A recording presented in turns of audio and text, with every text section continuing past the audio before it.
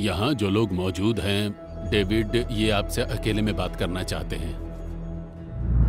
जो मुस्कुराकर गले मिलते हैं वो मित्र नहीं होते, और जो दूर होकर चलते हैं वो शत्रु भी नहीं होते। राजनीति में हर कदम फूंक फूंक कर रखना चाहिए। मुझे लगता है इस बार आपके भी दिल में ख्वाहिशें हैं।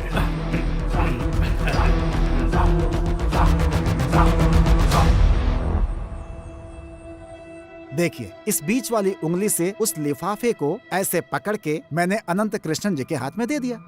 आपको पता है कितना ड्रामा करना पड़ा है मुझे ताकि आप ऊपर पहुंच सकें। बहुत बहुत शुक्रिया देवदास जी, लेकिन गेम खत्म होने के बाद ये उंगली खुशबूदार साबुन से धो लीजिएगा।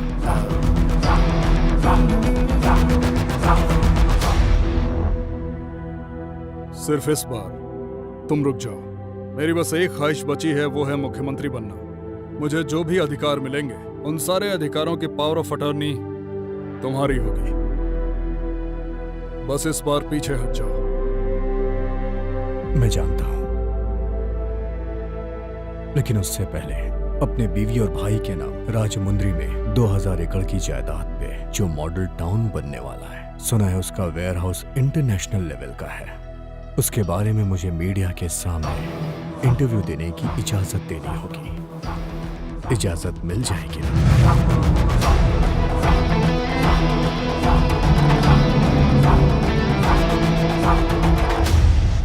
मैं हमेशा तुम्हारे साथ हूँ। डेवलपमेंट तो होना ही चाहिए। पहले ही देख चुका हूँ और अच्छी तरह जानता हूँ कि इनसे कुछ नहीं उखाड़ने वाला। सर, आपके चले जाने के बाद पार्टी कमजोर पड़ जाती है। मैंने इसे अपनी आंखों से देखा है। आपको मेरा साथ देना होगा, एक बड़े भाई की तरह। समझो मैं तुम्हारे साथ हूँ। तुम उस पद पे बैठने वाले हो, ये सोच के मुझे खुशी हो रही है। खैर जो भी हो, अब एक सही आदमी उस पद पे बैठेगा। स्टीफन, पद पे चाहे कोई भी बैठे, सत्ता किसी की भी हो, लेकिन मेरी मां ने मुझे एक बात सिखाई है कि कुछ भी हो जाए, राजनीति में धर्म और जाति बीच में नहीं आनी चाहिए। इसलिए दिमाग से गंदगी निकाल दो, स्वच्छ होके आओगे तो स्वागत है।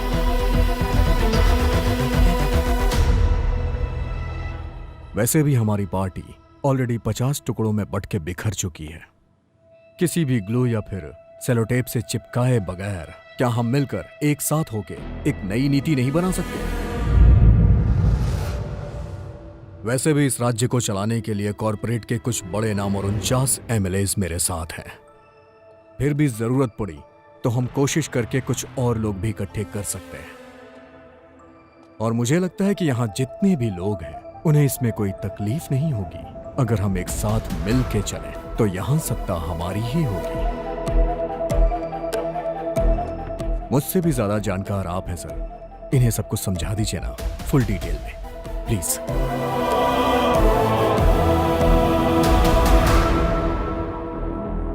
Well done man in black. Thanks. मैं तो अब एक संदेश पहुंचाने वाला कबूतर बन गया। जानता हूं, मैंने सुना है राजीव जी, मेरी तरफदारी करने के लिए आप पे कुछ मामले भी दर्ज हुए हैं। And in return? In return आपको वो फाइल मिल जाएगी। If you can. मिल जाएगी, वो भी उस लड़की के उठ के आने से पहले। तुम कैसे जानते हो? मेरे भी दिल्ली में लिंक्स हैं सर।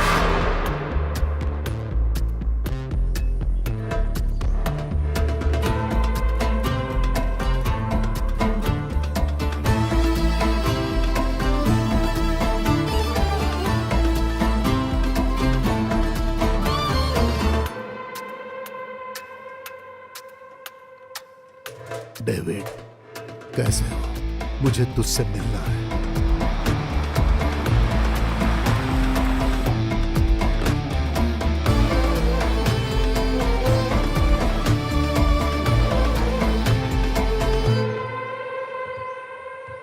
डेविड, मैं तेरे पिताजी का दुश्मन था, राजनीति में, सिर्फ राजनीति में। मैं जानता हूं अंकल, पहले आप वीरन अंकल के यहाँ मुझे लेकर जाया करते थे दोपहर के खाने के लिए, और जब मैं वहां पहुंचता तो आप मुझे चिढ़ाया करते थे। फिर मुझे उठा के गले लगाते, और ये मुझे बहुत पसंद आता था। यही आपका प्यार था। और जाते वक्त आप अपने इतर की बोतल मुझे देते, और स्कूल में वो दिखा के मैं धौस जमाता। उसका नाम मुझे अभी भी याद है, अलरू। अलरू, वो भी कैसा वक्त था बेटा। हमारा अपना दोस्त मुस्लिम है, हिंदू है, क्रिश्चियन है, ऐसी बातें कभी किसी के दिमाग में आती ही नहीं थी। मजीद, जोसेफ, किशोर सब एक साथ स्कूल जाते थे, कोई भेदभाव नहीं होता था। मेरे और तेरे पिताजी की सोच एक जैसी ही थी जिंदगी के बारे में। मजहब के नाम पर किसी पर आंच नहीं आने देते थे, ऐसा जमाना था। लेकिन आज के बच्चे नर्क में जा रहे हैं।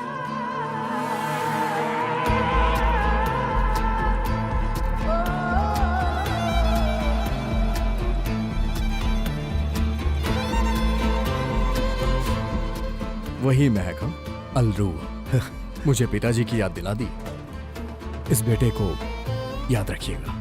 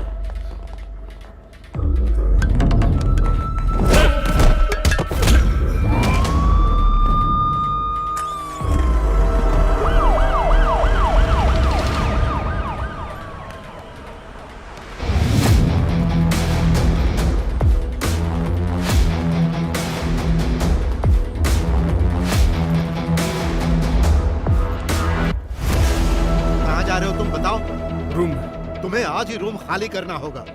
समझ में नहीं आया क्या? तुम्हारे दोनों रूममेट्स को पुलिस वाले अभी अभी उठा कर ले गए, क्योंकि तुम्हारे दोनों फ्रेंड्स इंजीनियरिंग की पढ़ाई के नाम पर बॉम्ब तैयार कर रहे थे। Bomb sir, bomb? I don't no sir.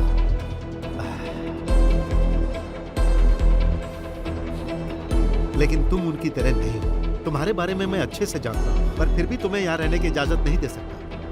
अगर तुम्हारे दोस्तों ने पुलिस को तुम्हारा नाम बता दिया तो पुलिस वाले यहाँ आकर तुम्हें भी उठा कर ले जाएंगे। Sir, I don't know who they are. I am only staying with them. That's all I know. मैं तुम्हारी भलाई के लिए बोल रहा हूँ, तुरंत यहाँ से निकल जाओ। अरे जाओ।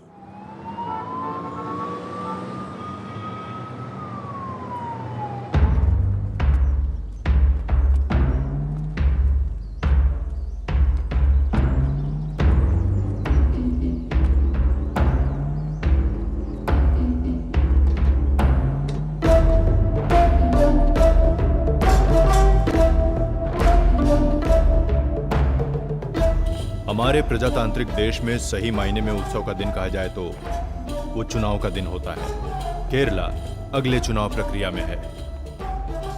2 बार हार चुकी LDSN और पिछले 10 सालों से सत्ता में रहने वाली CDFM फिर से आमने सामने है। सत्ताधारी दल से जनता की नाराजगी का फायदा उठाने के लिए होशियारी से राह देख रही है LDSN, लेकिन उनके सामने सीएम अच्युतम नायर संघ शक्ति के साथ मजबूती से खड़े हैं। पक्ष विपक्ष दोनों की तरफ से सीएम कौन होगा, इसे लेकर असमंजस की स्थिति अभी भी बनी हुई है और CDFM के पास कोई प्रभावशाली चेहरा सीएम पद के लिए नहीं है। वैसे तो नेता बहुत हैं, लेकिन मुख्यमंत्री के रूप में किसे चुने, इसे लेकर अभी भी असमंजस की स्थिति बनी हुई है। आखिर में इन दोनों पक्षों ने सीएम पद के प्रभावशाली चेहरे को ढूंढने की जिम्मेदारी दिल्ली के हाई कमान को दे दी। लेकिन दिल्ली की सियासत को लेकर एक कहावत है कि जो भी गुजरा इसने उसी को लूटा। लेकिन अब देखना यह है कि दोनों पार्टियों को जिस प्रभावशाली चेहरे की तलाश है, वो चेहरा कौन होगा, किसका नाम सामने आएगा।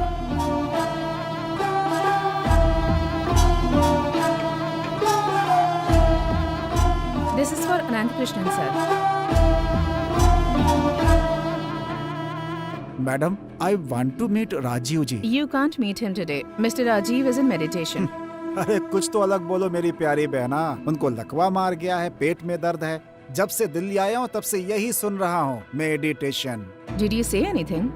Nothing, sister. Thank you.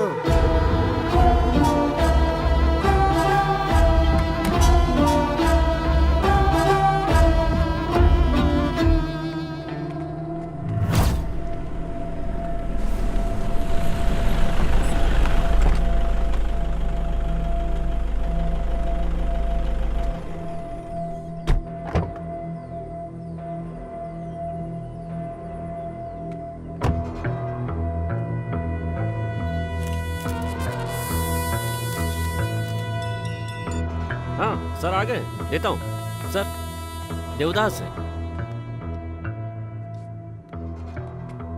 Joseph sir, ये कैसी मुसीबत है? मुद्दे पर आओ, मैं हूं ना। अंदर किसका नाम है पता नहीं। एक सील लगाकर कवर हाथ में दे दिया है। अनंत कृष्णन जी को देना है ऐसा बोला है। सबका एक नियम होता है। ये बात फोन पर भी बता सकते थे ना। ये खत वत का नाटक क्यों? फोन टैप हो सकता है ना। ऐसा होने से किसी को पता भी नहीं चलेगा। ये अलकायदा के लोग आजकल ऐसा ही करते हैं, कवर में ही भेजते हैं। अगले मुख्यमंत्री का नाम इसी कवर में है, ऐसा ऐलान कर दो और मुझे बख्श दो। चलो। कवर के बारे में धीरे बोलो, पास में ड्राइवर भी है ना। अरे सरदार है, मगन होकर गाना सुन रहा है। हमारी बातों से कोई मतलब नहीं उसे। तुम राजीव जी से मिले क्या? राजीव जी कहाँ मिला? उनकी सेक्रेटरी आई थी, उसे नहीं ये कवर दिया, साथ में चाय और पाव भी खिलाया। अब तक तो हम इंतजार ही कर रहे हैं ना, और आगे कब तक इंतजार करेंगे?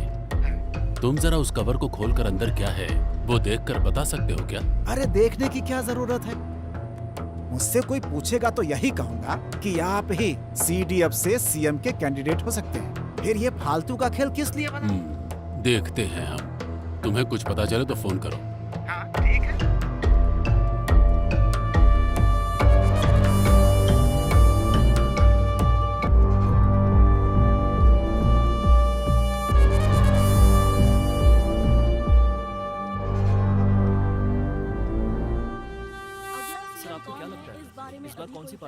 दो बार ऐसा ही कर चुके। अगर तीसरी बार भी अपने दामाद को मुखिया बनाने की सोचेंगे तो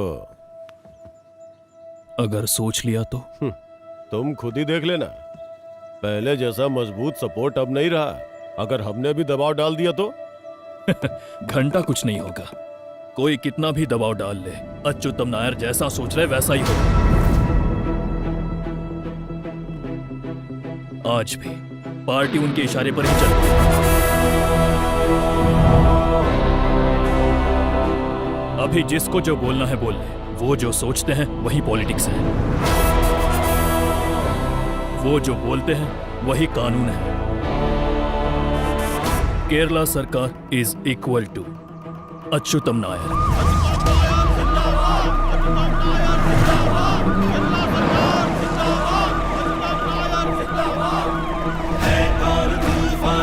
जिसने मोड़ा शत्रुओं की सेना के चक्रव्यूह को तोड़ा,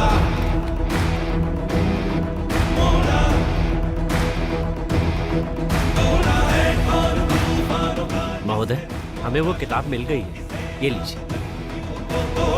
ठीक है। ये तो नहीं बोलोगे कि इसके जरिए सोने की तस्करी कर रहा हूं? यह किताब इंडिया में बैन है, द सैटेनिक वर्सेस। कहां से ढूंढ निकाला? जब मैं शिकागो गया था अपने दोस्त के पास काम के लिए। रिपोर्टर जी, अच्छी किताब है। सीएम मुद्दे को लेकर कौन बेहतर है, इसके पीछे सूत्रधार कौन है, पहले ये खबर छाप कर दो। भला आप लोगों से बेहतर हेडलाइन बना कौन सकता है?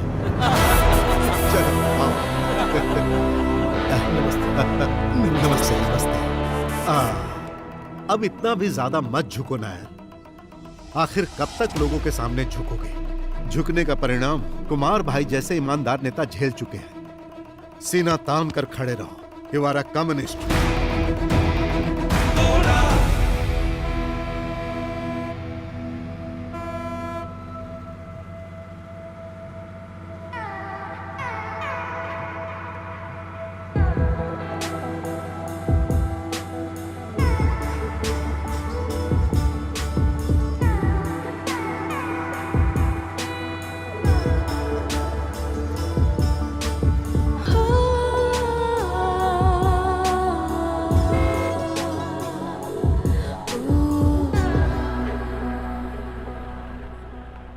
ये कमबख्त देवदास भी ना। ये देवदास कौन है? केरला पॉलिटिक्स का ये मुख्य किरदार है।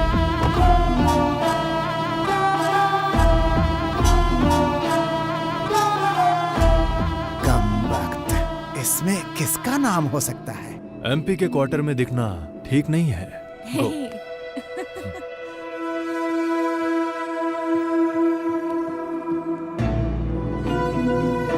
मोहिदीन, एमपी साहब अंदर नहीं है क्या? आप एक मिनट रुकिए।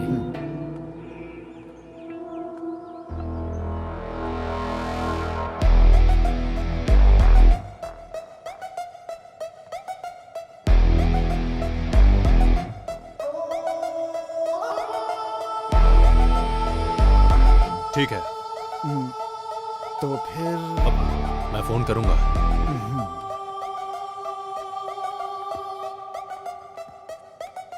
सीडीएफ में मुख्यमंत्री का दावेदार कौन हो सकता है? दिगंबरम जी आप बोलो। अब मेरे ख्याल से तो एक ही सीएम है। अब आज के राजनीति के हिसाब से सच कहूं तो जोसेफ ही दावेदार हो सकता है।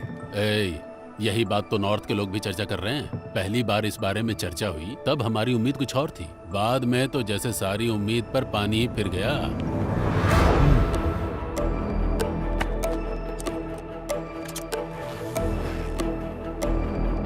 ध्यान से सुनो हरीश, मेरे ख्याल से 3 नाम की संभावना है। एक है मड़ाई माधवन। कन्नूर जिले में आज तक मुख्यमंत्री बनने के लिए इस तरह इंतजार किसी ने नहीं किया होगा। दूसरा है स्टीफन पाइपर। अच्छा पढ़ा लिखा है, बहुत जानकार है और खून भी नहीं है। और तीसरा है पवित्र। पिछली बार की बुरी हार को देखते हुए उसके पास है एक बहुत ही अच्छा सिंपैथी स्कोर। वो इस लिस्ट में हो सकता है। और तो और कुंभम में रहने वाला वो बुढ़ा भी अपनी बारी का इंतजार कर रहा है। फैसला लेने से पहले अगर एक बार उसका भी। इससे कोई फायदा नहीं है। उस बुढ़े को तकलीफ होगी, याददाश्त भी ठीक नहीं है। कमजोर याददाश्त वालों को ऐसा पद देने से फायदा होता ही है, सोच लीजिए। वैसे एमटी बाबू कुछ नहीं बोले क्या? समाज के पारस्परिक सौहार्द को आंच आए बिना लोकतंत्र के लोग लोकतांत्रिक सत्ता को स्थापित करने के लिए बिना किसी भेदभाव के बैलेट पे मुहर लगाकर अपना नेता चुनते हैं। ध्यान रहे ऐसी भोली जनता से धोखा ना हो। ये क्या है? साफ साफ समझाना मुश्किल है। वो बस अपनी बातों से हमें कंफ्यूज करता रहता है। मैडम, इस पे आपकी क्या राय है? मैं इस मुद्दे पे कुछ नहीं कहना चाहती, बस अपनी जिम्मेदारी पूरी कर रही हूँ। कोई भी हो, क्या फर्क पड़ता है? तीसरे राउंड में तो हम होंगे, वो भी फुल कॉन्फिडेंस के साथ। माननीय सचिव महोदय, आपसे आपकी राय किसी ने पूछी?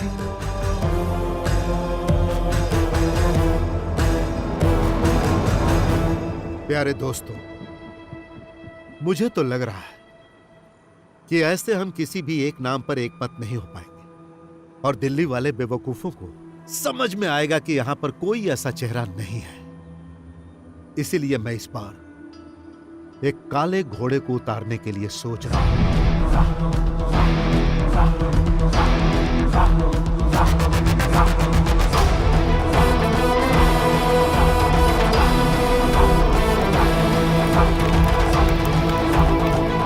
The Man in Black.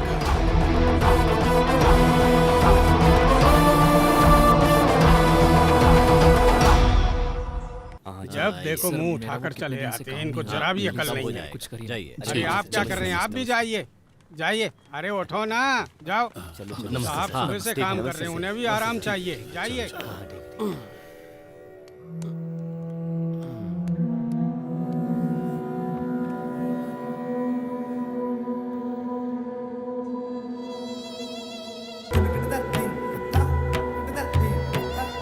सुनिए, चाय और नाश्ता लेकर आऊं?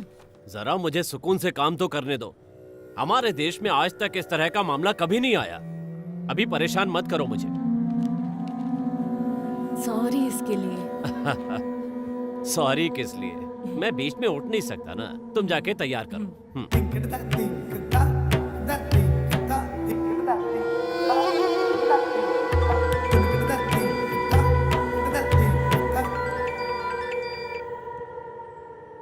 हेलो,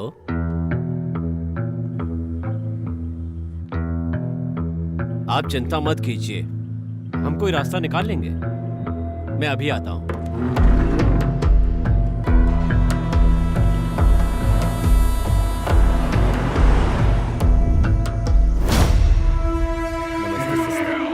कैसे हो बेटा? सब ठीक है ना? अभी तो सब कुछ ठीक है सर। हाँ। हेलो जी, अभी देता हूँ। आपका विजिट पूरा हो गया सर? नहीं, कुछ गाँव बाकी सर, है।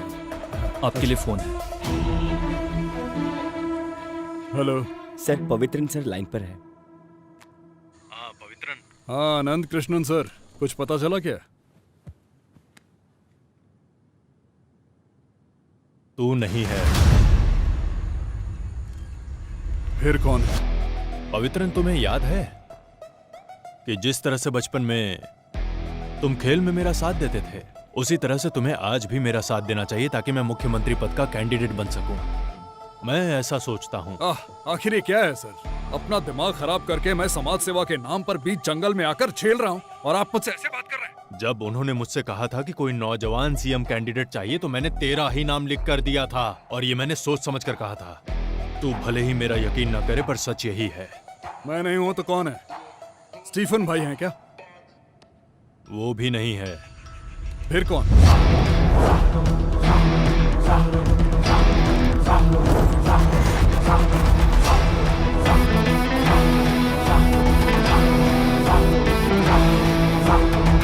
David John medal. डेविड है, पता है?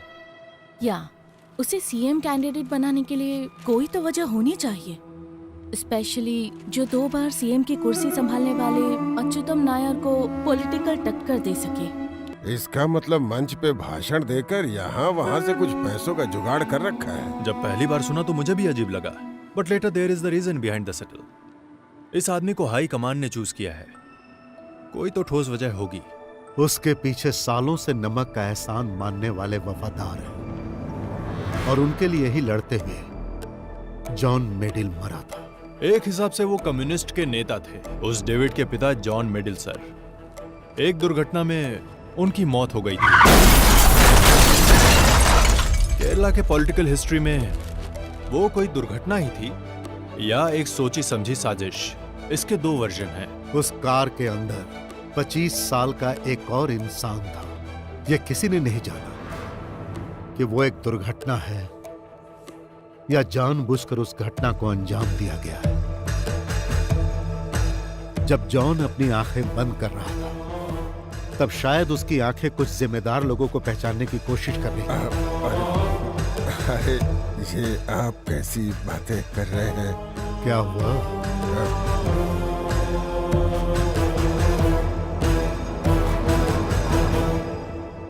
पिता के एक्सीडेंट के बाद डेविड चेंज्ड हिज साइड। सरकार की तरफ, a leftist turning into a right wing guy, and it worked. बाद में होने वाले 4 इलेक्शन में भी थंपिंग मेजॉरिटी से वो आदमी जीता। He is a cunning businessman too. बाप ने जो कमाई की थी इसने 100 गुना कर दिया। एमपी की कुर्सी संभालते हुए दिल्ली के पॉलिटिक्स में इस स्टेट का कोई भी नेता ऐसा क्लाउड नहीं बना पाया। Since he was filthy rich, David has got money backups and money matters in Delhi. John Medill sir ने जिससे शादी की वो शेड्यूल्ड कास्ट की एक हिंदू लड़की थी, Lakshmi. So David was born half Hindu half Christian. और डेविड ने शादी भी की तो किससे? ईडीएस पार्टी के रेस्पेक्टफुल जाने माने लीडर कृष्णा गोपालन सर की इकलौती बेटी वृंदा से। डेविड के पिताजी जिस एक्सीडेंट में मारे गए थे उसी में डेविड की वाइफ ने अपने दोनों पैर गंवा दिए और तब से लेकर आज तक वो व्हील चेयर पर है। डेविड अपनी पत्नी का ख्याल रखने में कोई कमी नहीं छोड़ता। एक पत्नी होने के नाते वो भले ही उसको खुशी नहीं दे पा रही हो, लेकिन डेविड कभी भी उसे इस बात का एहसास नहीं होने देता, specially to those members in her community. उन लोगों के बीच वो आदमी एक आइकॉन बन गया and they started considering him as their foster son. और वो उन लोगों के लिए पैसा पानी की तरह बहाता है। ये जाति समीकरण ही केरला के इलेक्ट्रिक बैलेंस को डिसाइड करता है। केरला में सबसे बड़ा कॉन्ट्रडिक्शन इसी मुद्दे पर होता है। इंडिया में तमाम सेक्युलर संस्थान होने के बावजूद लोग जातिवाद को लेकर ही आज भी वोट मांगने जाते हैं।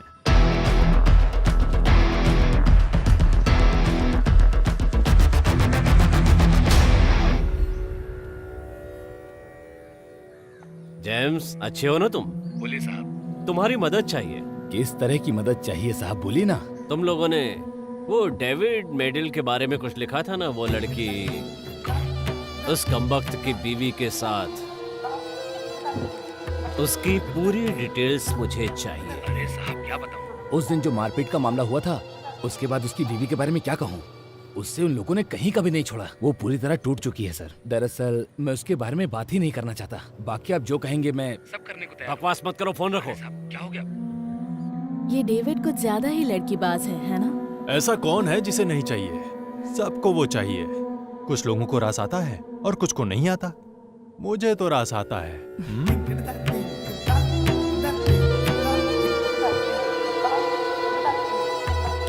सिर्फ इतना ही नहीं, इसके अलावा और एक रीजन है फ्रॉम इनसाइड इन्फॉर्मेंट। अभी सीएम पद के लिए डेविड नाम के इस बेहुदे इंसान को इस glaring limitations to begin with.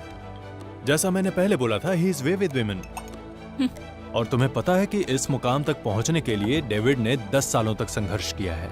So David will have to keep his libido under the quilt. एक पॉलिटिशियन को रिफाइंड और टैक्टफुल होना चाहिए। पैसा तो है इसके पास, पर क्लास नहीं। अरे वो एक गुंडा है, कॉर्पोरेट गुंडा।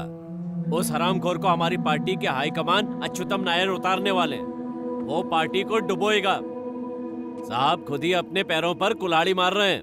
आप क्यों इतना टेंशन ले रहे हैं साहब? अगर राजीव जी ने फैसला कर ही लिया है तो हमें भी साथ मिलकर सपोर्ट करना चाहिए। ओ बेवकूफ है राजीव जी। सुनिए, मेरा बस एक ही हाई कमान है और वो है मेरा दिमाग। और दिमाग कह रहा है अभी एक ही झटके में सीडीएफ पार्टी मिटने वाली है। वो ज्यादातर लोकल गुंडों के साथ उठ बैठ करके लो ग्रेड की कंपनी चला रहा है और ऐसे में इसे सड़क से उठाकर मुख्यमंत्री पद पे। And his age, that can work against him. Should be 45, 46 around. 47, but that can work in his favor. नया खून और पैसा, आपसे यही हमारी पार्टी का सिंबल है। What do you think about him? तुम पसंद करते हो डेविड को? पसंद है या नहीं अभी इसका जवाब नहीं दे सकता, लेकिन वो एक अच्छा हीरो मटेरियल नहीं है और पूरी तरह से विलन भी नहीं है। सच कहूं तो वो जाल में न फंसने वाली और हाथ से फिसल जाने वाली मछली है।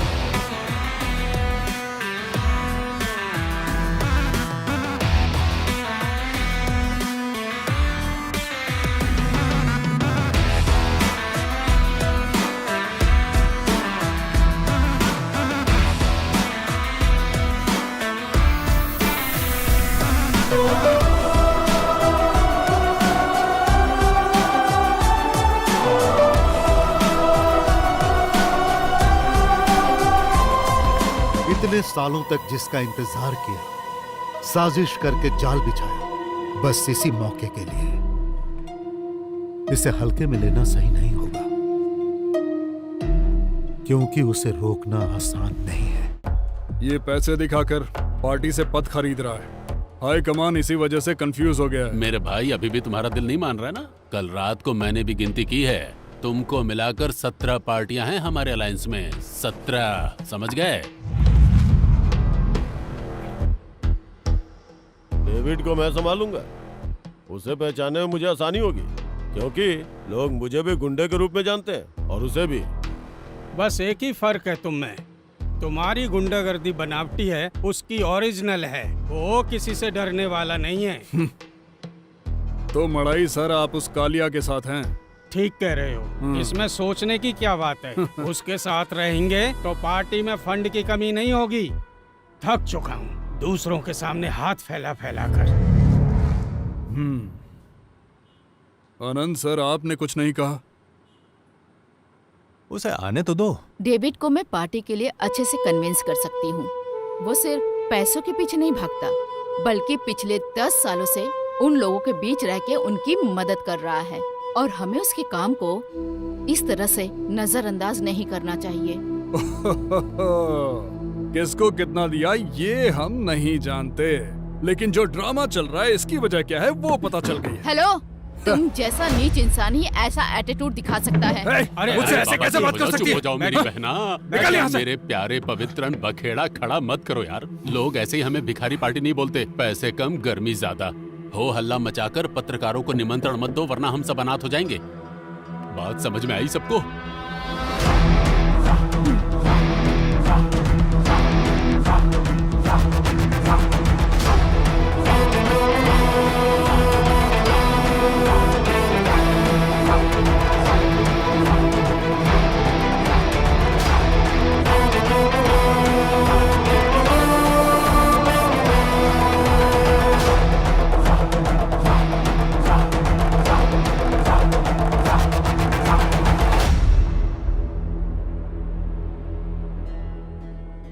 यहाँ जो लोग मौजूद हैं, डेविड ये आपसे अकेले में बात करना चाहते हैं। जो मुस्कुराकर गले मिलते हैं वो मित्र नहीं होते, और जो दूर होकर चलते हैं वो शत्रु भी नहीं होते। राजनीति में हर कदम फूंक फूंक कर रखना चाहिए। मुझे लगता है इस बार आपके भी दिल में ख्वाहिशें हैं।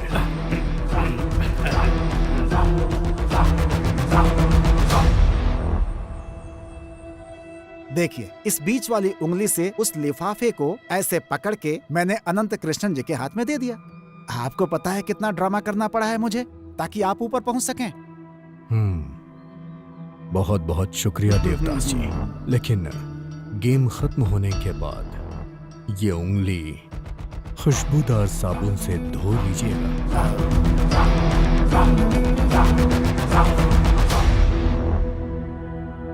सिर्फ इस बार तुम रुक जाओ। मेरी बस एक ख्वाहिश बची है, वो है मुख्यमंत्री बनना। मुझे जो भी अधिकार मिलेंगे उन सारे अधिकारों की पावर ऑफ अटॉर्नी तुम्हारी होगी। बस इस बार पीछे हट जाओ। मैं जानता हूं, लेकिन उससे पहले अपने बीवी और भाई के नाम राजमुंद्री में 2000 एकड़ की जायदाद पे जो मॉडल टाउन बनने वाला है, सुना है उसका वेयर हाउस इंटरनेशनल लेवल का है। उसके बारे में मुझे मीडिया के सामने इंटरव्यू देने की इजाजत देनी होगी। इजाजत मिल जाएगी ना?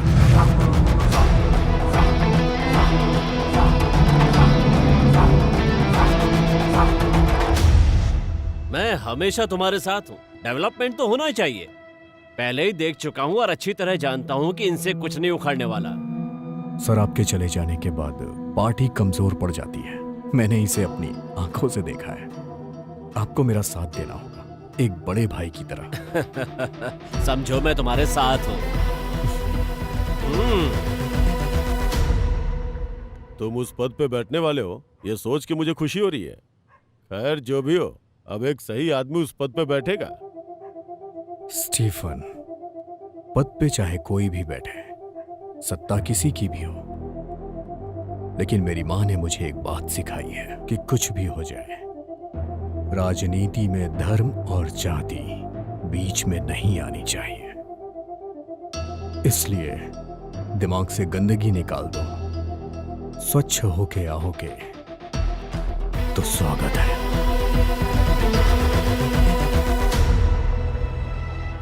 वैसे भी हमारी पार्टी ऑलरेडी 50 टुकड़ों में बट के बिखर चुकी है। किसी भी ग्लू या फिर सेलोटेप से चिपकाए बगैर क्या हम मिलकर एक साथ होके एक नई नीति नहीं बना सकते? वैसे भी इस राज्य को चलाने के लिए कॉरपोरेट के कुछ बड़े नाम और 49 एमएलएज मेरे साथ हैं। फिर भी जरूरत पड़ी तो हम कोशिश करके कुछ और लोग भी इकट्ठे कर सकते हैं। और मुझे लगता है कि यहां जितने भी लोग हैं उन्हें इसमें कोई तकलीफ नहीं होगी। अगर हम एक साथ मिल के चलें तो यहां सत्ता हमारी ही होगी। मुझसे भी ज्यादा जानकार आप हैं सर। इन्हें सब कुछ समझा दीजिए ना, फुल डिटेल में प्लीज।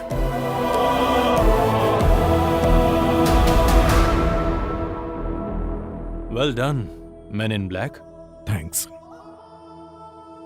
मैं तो अब एक संदेश पहुंचाने वाला कबूतर बन गया। जानता हूं, मैंने सुना है राजीव जी। मेरी तरफदारी करने के लिए आप पे कुछ मामले भी दर्ज हुए हैं। And in return? In return आपको वो फाइल मिल जाएगी। If you can. मिल जाएगी, वो भी उस लड़की के उठ के आने से पहले। तुम कैसे जानते हो? मेरे भी दिल्ली में लिंक्स हैं सर।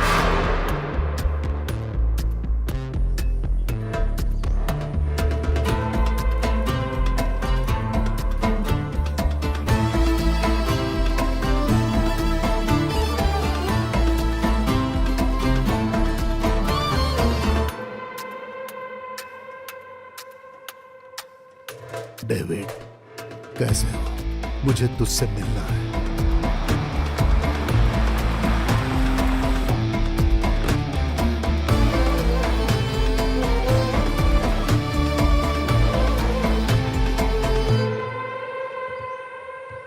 डेविड, मैं तेरे पिताजी का दुश्मन था। राजनीति में, सिर्फ राजनीति में। मैं जानता हूं अंकल। पहले आप वीरन अंकल के यहाँ मुझे लेकर जाया करते थे दोपहर के खाने के लिए, और जब मैं वहां पहुंचता तो आप मुझे चिढ़ाया करते थे। फिर मुझे उठा के गले लगाते, और ये मुझे बहुत पसंद आता था। यही आपका प्यार था। और जाते वक्त आप अपने इतर की बोतल मुझे देते, और स्कूल में वो दिखा के मैं धौस जमाता। उसका नाम मुझे अभी भी याद है, अलरू। अलरू, वो भी कैसा वक्त था बेटा। हमारा अपना दोस्त मुस्लिम है, हिंदू है, क्रिश्चियन है। ऐसी बातें कभी किसी के दिमाग में आती ही नहीं थी। मजीद, जोसेफ, किशोर सब एक साथ स्कूल जाते थे। कोई भेदभाव नहीं होता था। मेरे और तेरे पिताजी की सोच एक जैसी ही थी जिंदगी के बारे में। मजहब के नाम पर किसी पर आंच नहीं आने देते थे। ऐसा जमाना था। लेकिन आज के बच्चे नर्क में जा रहे हैं।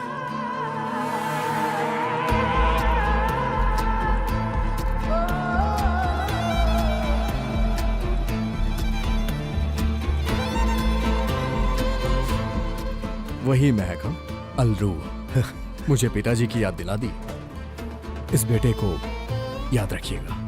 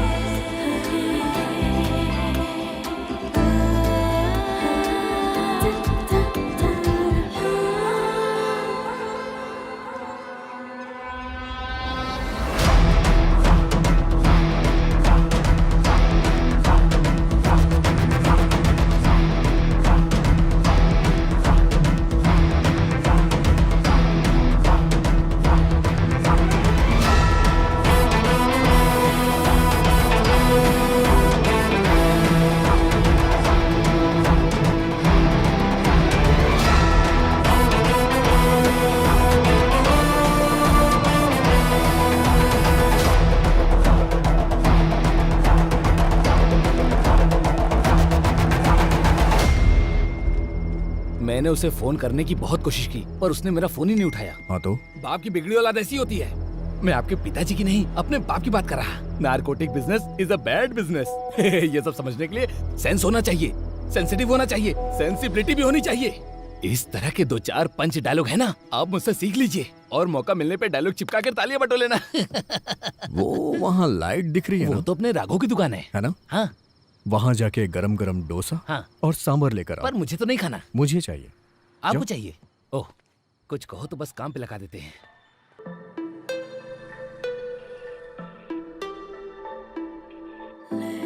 तुम्हारा इरादा क्या है? कैसा इरादा? इंस्टा में मैसेज करके तुम्हारा नंबर ढूंढकर तुम्हारा पीछा करती फिरूंगी, इतना भी गिरा कैरेक्टर नहीं है मेरा। लगता है प्यार करने की क्वालिटी तुम्हारे अंदर भी नहीं है। सुन के सर में दर्द हो गया। इस तरह खुल के बात मत किया करो। लगता है तुम्हारा ईगो हर्ट हो गया। बहुत जिद्दी इंसान लगते हो। मिलने आओगे? आ भी सकता हूँ। चलो बताओ कब आना है मुझे? सच में आ रहे हो क्या? तुम्हारी तो बीवी है ना? जहाँ बीवी नहीं है वहाँ तुम्हारे साथ रह लूंगा। तुम्हें डर नहीं लगता? कैसे आदमी हो तुम? जैसे सेलिब्रिटी पर तो मुझे भरोसा नहीं कि तुम आओगे। दीवारों को फांद कर पहाड़ों को लांग कर आऊंगा। ये कैसा डायलॉग है? डायलॉग इस तरीके से थोड़ी ना बोलते हैं। डायलॉग बोलते समय फीलिंग, एटीट्यूड, इमोशन का होना बहुत जरूरी है। मतलब मजा आ जाए। हेलो, बाद में करता हूँ।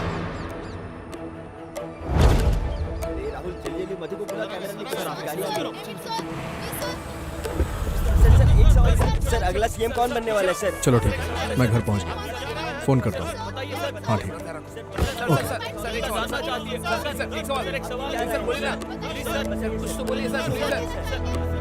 अभी कुछ नहीं बोल सकता। जितना आप लोग जानते हो उतना मैं भी जानता हूँ। चलिए ठीक है, खाना खा के जाइएगा। आराम से। खाना खाया तुमने? नहीं। चलो आ जाओ, साथ में खाते हैं। जाओ तुम लोग भी खा लो। माँ, पिताजी का कमरा बहुत दिनों से बंद पड़ा है। धूल मिट्टी जम गई है। किसी को बुला के उसे साफ करवा दी। उसकी बहुत चिंता हो रही है तुझे। तेरा अपना कमरा बहुत साफ है। पहले उनका कमरा साफ हो जाए, काफी गंदा है। उसके बाद मेरा होगा। ओ। अच्छा हाँ, आपको अलग से खाना खाने के लिए बुलाना पड़ेगा क्या? चलिए आइए ना माँ। मैं आती हूँ।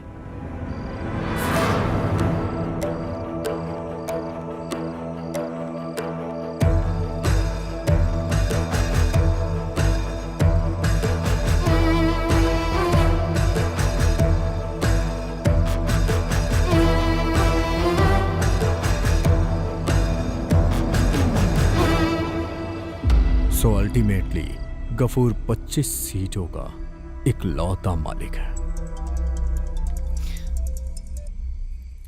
हेलो। हाँ, अच्युतम बोल रहा हूं डेविड। मैं जानता हूं तुम मुझसे बात नहीं करोगे, फिर भी जब ये बात पता चली तो पहले ये बताओ, अच्छे तो हो ना? अच्छा तो नहीं हूं और यही बात सच है। वो सब छोड़ो डेविड, अब आगे क्या करना है ये सोचो। और हाँ डेविड, जरा संभल कर। मुझे किसी के उपदेश नहीं सुनने और एहसान तो बिल्कुल भी नहीं चाहिए। तुम्हारे पिताजी की आवाज में इतना भारीपन नहीं था, लेकिन आवाज में खनक ऐसी ही थी। अगर आमने सामने बात करना है तो आ जाइए। लगता है सत्ता के लालच का पर्दा अभी हटा नहीं है। मेरे पिताजी एक गलती कर चुके हैं। पार्टी के प्रति ईमानदार रह के उन्होंने कभी लालच नहीं की और ना ही गलत पैसे कमाए। पार्टी फंड में जितने भी पैसे थे सब उन्होंने पार्टी के लोगों में बांट दिए।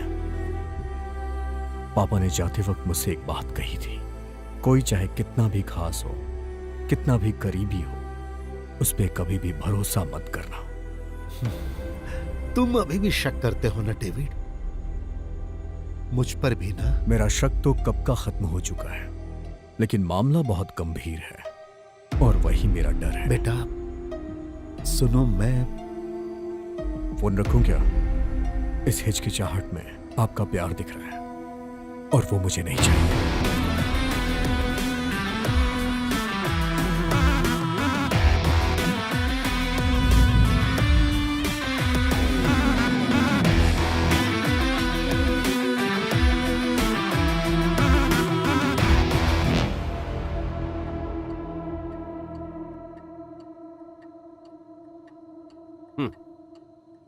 अरे बैठो बैठो, आजा। अरे आओ ना, बैरूट नहीं जाना? हैं? ए, कौन है वहाँ? सुकून।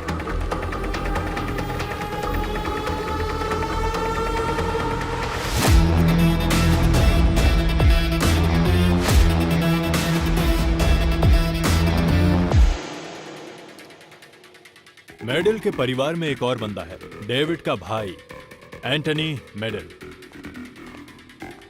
काफी दिनों से खाना नहीं मिला क्या? तुम्हें देख के लग रहा है क्या हुलिया बनाया?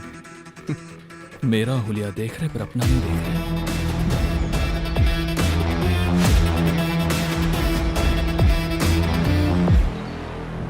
शंकर, आखिर तुम कहना क्या चाहते हो? साफ साफ बताओ। इसके सोचने से कुछ होने वाला नहीं है, क्योंकि हम सब मिलकर ये कर सकते हैं। डेविड को हम आराम से हटा सकते हैं। इसके पीछे कुछ बाहर के लोग हैं और कैसे भी हम प्लानिंग करके इस काम को निपटाएंगे और डेविड को पूरी तरह से मिटा देंगे। उसे खत्म कर दो। तो फिर उस गुंडे का जल्दी काम तमाम करो।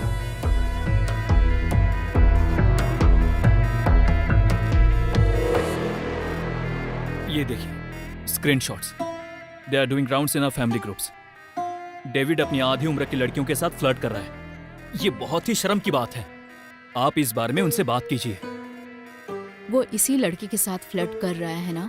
कोई बात नहीं, it's mutual. Are you serious? आप ये सब कुछ चुपचाप बर्दाश्त कर लोगी? तुम्हें इतना सोचने की जरूरत नहीं है। जिसकी पत्नी 20 सालों से बेड पे पड़ी हो, उस पत्नी के लिए उसके दिल में अभी भी प्यार है। उसके सामने ये फ्लर्टिंग वगैरह मेरे लिए कोई मायने नहीं रखता। जो औरत किसी काम की नहीं, उसके साथ जीने के दर्द को तुम नहीं जान सकते। इतने सालों में उसने मुझे कभी भी अपने दर्द का एहसास नहीं होने दिया, बल्कि उतना ही प्यार किया। पत्नी के रहते हुए भी बहुत सारे लोग लड़कियों के पीछे भागते रहते हैं। आप ना बिल्कुल बेवकूफ हो। बीवी के नाम पर बस उनकी पीआर बन गई हो। आपकी नजर में आपके पति एक अपाहिज बीवी का ख्याल रखने वाले महापुरुष हैं और उनको बस आपके जरिए वोट चाहिए। तो आखिर इसमें गलत क्या है? और हाँ, डेविड मेरे लिए क्या सोचते हैं वो तुम्हें बताने की जरूरत नहीं। इस तरह की नौटंकी करके तुम यहाँ चाहे कितने भी चक्कर काट लो, पुपारा स्टेट डेविड तुम्हारे नाम नहीं करने वाले, बल्कि तुम्हारे बच्चों के नाम लिख देंगे। तुम सब कुछ बर्बाद कर दोगे, वो जानते हैं। हाँ, मैं फोन कर देती हूँ। आप लोग वहाँ चले जाइए। ठीक है माँ जी। इधर आ। क्या बात है माँ? तेरी हरकतों के बारे में जब भी तेरे बाप से कहती थी, वो कहते थे लगता है अस्पताल में लड़का बदल गया है। अब तो मुझे भी ऐसा ही लगने लगा है। नहीं तो माँ बाप का एक गुण तो आता तुझ में।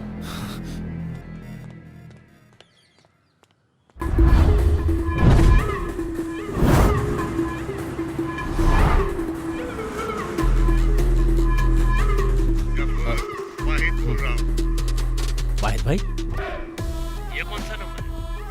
मैं जो बोल रहा हूँ वो कान खोलकर सुन। कुछ भी हो जाए उसे सीएम नहीं बनने देना। देखिए वाहिद भाई, चाहे आसमान फटे या पहाड़ गिर जाए, हम उसे रोकेंगे। वो नहीं बचेगा। हम उसे सीएम नहीं बनने देंगे। तुझ पर मुझे भरोसा है गफूर भाई। वो अच्युतम नायर हमारे काम में रुकावट पैदा कर रहा है, लेकिन अगर वो सीएम भी बन जाए तो हमारे रिश्ते पर कोई फर्क नहीं पड़ेगा। और आपको क्या लगता है मैं इसकी मंजूरी दूंगा? मंजूरी मत देना। और अगर ऐसा हुआ तो तुम लोग पार्टी फंड और मजहब के नाम पर जो नौटंकी करते हो वो सब कुछ एक्सपोज करके मैं बंद करवा दूंगा। तुम जानते हो मैं ये सब डराने के लिए नहीं बोल रहा हूँ।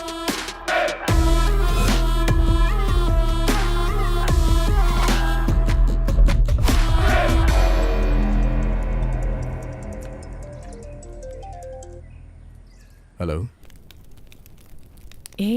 यस। बिजी हो क्या? नहीं, ऐसा कुछ नहीं है, बोलो। मुझे तुमसे एक काम है। बताओ क्या काम? मेरे हस्बैंड शाम को दिल्ली जा रहे हैं। कल मिडनाइट फ्लाइट से वापस आएंगे। सो आज की रात हमारी। वो तो मैं जानती हूँ। यहाँ तो सब मैं संभाल लूंगी। बाकी तुम मुझ पे छोड़ दो। आ रहा हूं मैं। हाँ हाँ ओके, एक मिनट।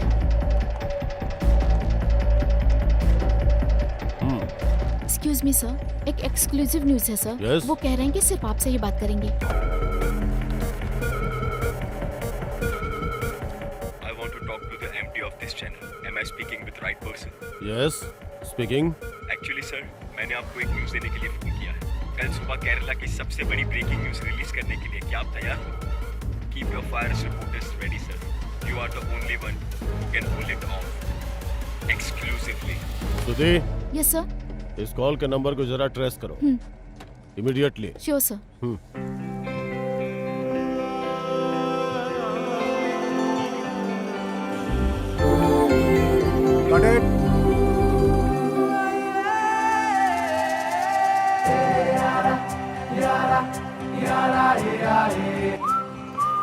अरे दोस्त तुम आ गए हो क्या? हाँ पहुंच गया। तुम बाहर तो आओ। बस आ गया। ओके।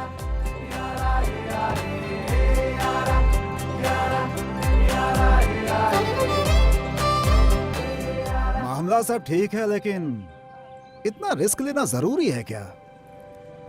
रिस्क दो तरीके के होते हैं। एक कुछ पैसे देके मामले को निपटा देना, दूसरा खुले मैदान में उतर के गेम का मजा लेना। और मैं यही कर रहा हूँ। मानना पड़ेगा तुझे। चल ठीक है, मैं फ्री होके कॉल करता हूँ। तू अपनी शूटिंग खत्म कर दे। Okay okay bye. चले क्या? तुम ये गाड़ी को लेकर मेरे पोपारा फार्म हाउस पे चले जाओ। मैं सुबह वहां पहुंच जाऊंगा। और हाँ, अपना फोन ऑफ कर देना। कुछ भी हो जाए ऑन मत करना। और अगर जरूरत पड़ी भी तो मुझे लैंडलाइन से कॉल करना। अरे मैंने तो आज ही रिचार्ज करवाया है। जो मैं बोल रहा हूँ समझ में नहीं आ रहा है क्या? मैंने कहा कुछ भी हो जाए अपना फोन ऑन मत करना। इतनी देर से मैं यही तो समझा रहा हूँ तुम्हें। और अगर किसी ने वहाँ फोन किया लैंडलाइन पे तो बोलना कि सर कहीं गए, आते हैं तो बात करवाता हूँ। क्या बोला मैंने? सर कहीं गए हैं, आएंगे तो बात करवा दूंगा। शाबाश।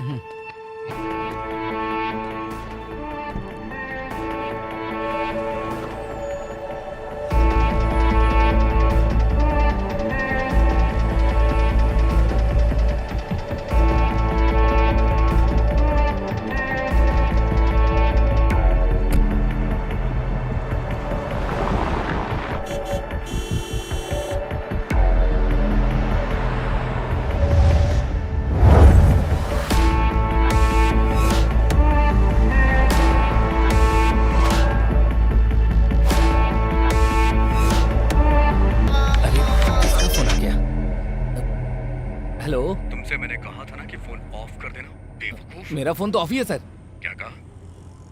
अरे ऑफ करना भूल गया क्या? सर ऑफ करना भूल गया था, सॉरी सर।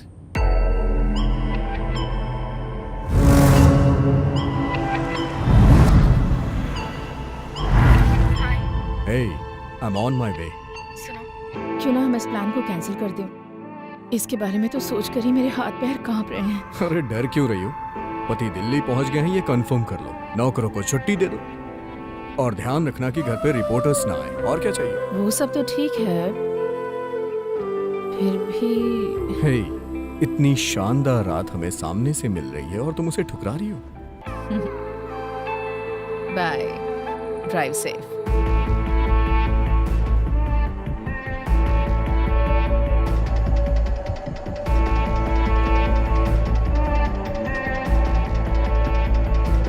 हे, मैं पहुंच गया।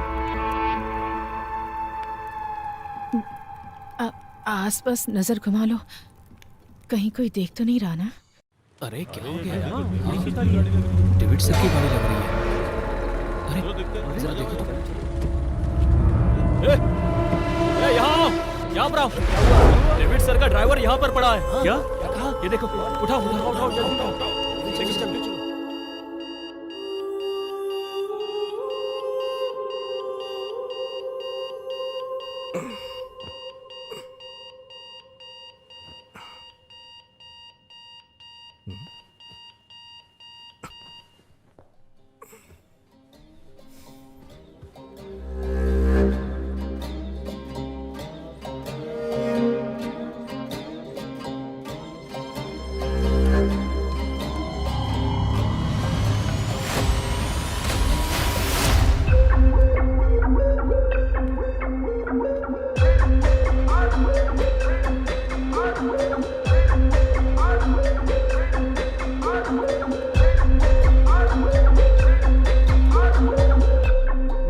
बोला था उसको अलार्म को ऑफ कर दो। बोलना ही पड़ेगा ना, एक आदमी ने पूरी रात मेहनत की है, सर को जरा चैन से सोने दो, ये भी बोला। कोई सुनता ही नहीं। एक बात और सर, आपकी माशूका बोल रही थी जल्दी काम निपटा के घर जाना है। ठीक है, अब जल्दी तैयार हो जाइए सर, कुछ लोगों से मिलना भी है।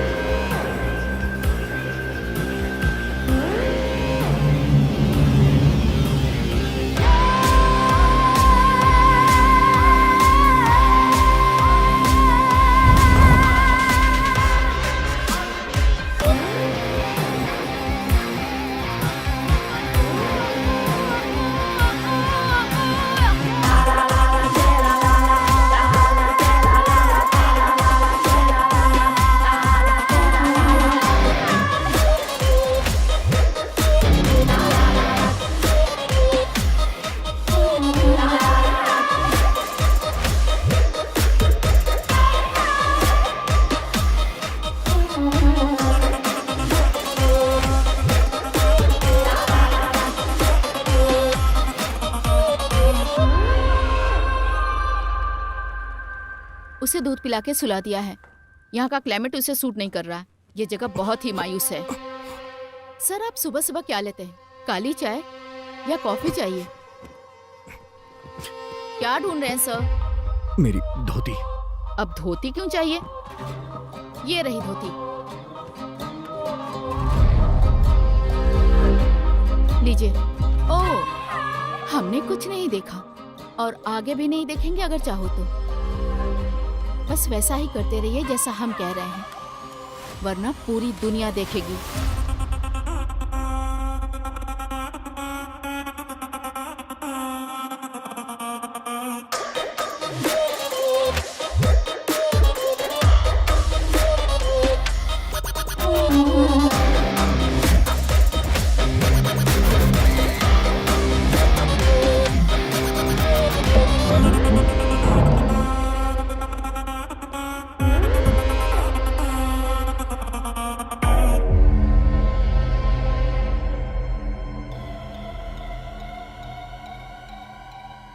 सर, आप जाके फ्रेश हो जाइए। बाथरूम में साबुन और ब्रश रखे हैं। तैयार होकर आ जाओ, कुछ खा लेते हैं। उसके बाद कुछ काम की बात करेंगे।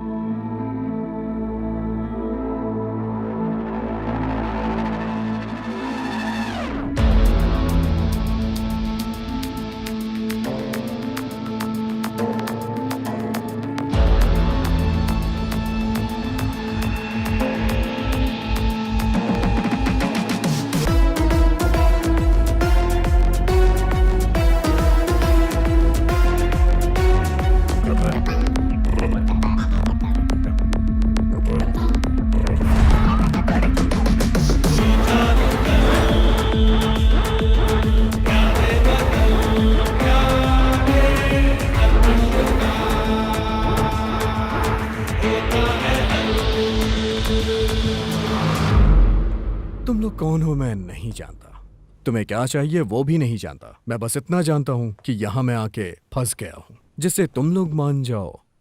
ऐसी कोई डील करनी चाहते हो तो बता दो। मैं तुम्हारे जाल में फंस गया हूं क्योंकि मैं पागल हूं। तुम लोग जो भी मांगोगे वो मुझे देना पड़ेगा। सो तुम्हें क्या चाहिए, पैसे या फिर पॉलिटिक्स? क्या कहा? पॉलिटिक्स? वो हमारे काम की नहीं है सर। पैसा वो हमारा खुदा है। कितना? हम 5 है और हमें चाहिए पूरे 30 करोड़। फिर सर, आपको झांसा देकर बेड पर अय्याशी करवाई थी ना उस लड़की के 1 करोड़। बाकी की बातें हमारे सर के आ जाने के बाद। और सर को क्या चाहिए हम नहीं जानते।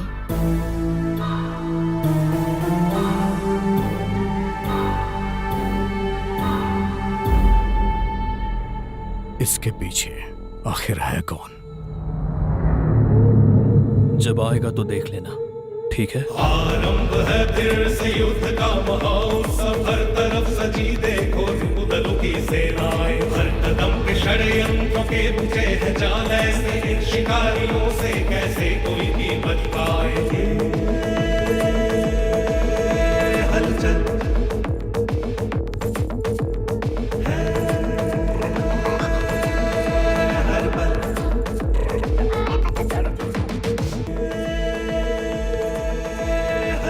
आप बोलेंगे तो वो यहीं मिलने आ जाएंगे। मैं यहाँ पर हूँ, किसी को पता ना चले। हाँ। सर अंदर क्या चल रहा है? लगता है कुछ पढ़ रहे हैं। अच्छा।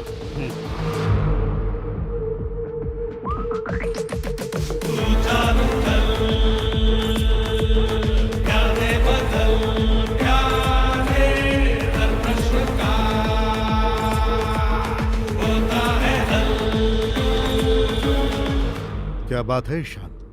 Any glitches? Sir I am very sorry sir, उन्होंने मोबाइल पे जो डेटा भेजा है वो क्लियर नहीं है।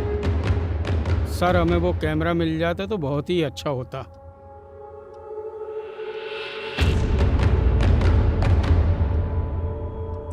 वो कमीने बहुत किस्मत वाले हैं। हाँ, जॉन डेविड मेडल को कैद करना हम जैसे दो कौड़ी के गुंडों की बस की बात नहीं है। अब तो आप समझ ही गए होंगे। हमें बेवकूफ समझकर कोई प्लानिंग मत कर लेना। रेस्ट कर लो, आने दो उनको।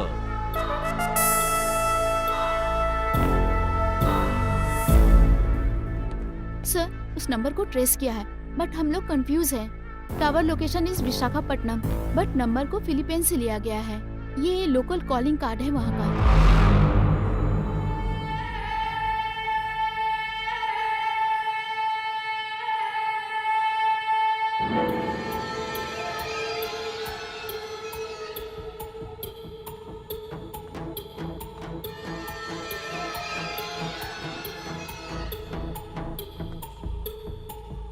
क्या हुआ? अभी तक होश नहीं आया है दीदी।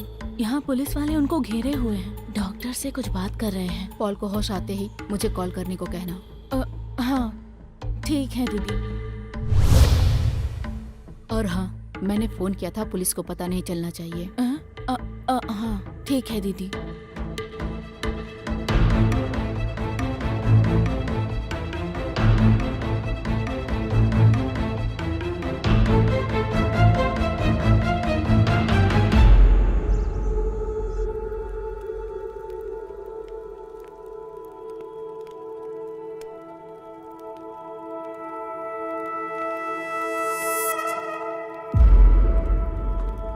सर आपने कुछ खाया ही नहीं? कल जो पिया था वो अभी भी बचा है, बस वही लाके दे दो। सर आपको खुद ही उठ के पीना पड़ेगा। हमारे मजहब में हराम है, ना तो पीते हैं ना ही पिलाते हैं। ओके।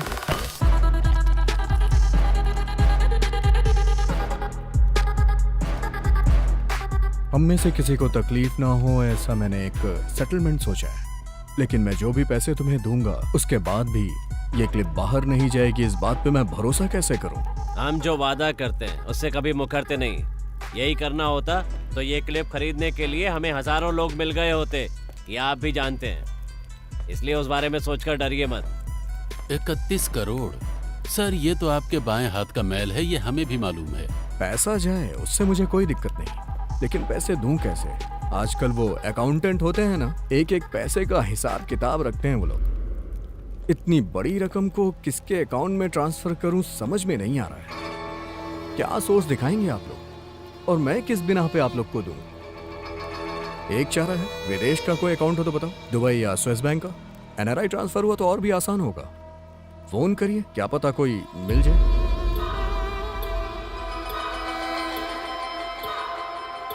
आप लोग इतना कंफ्यूज क्यों हो रहे हैं?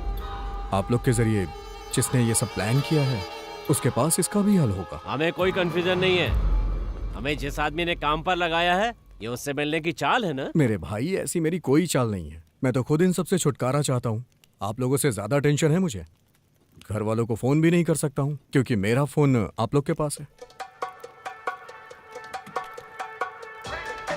On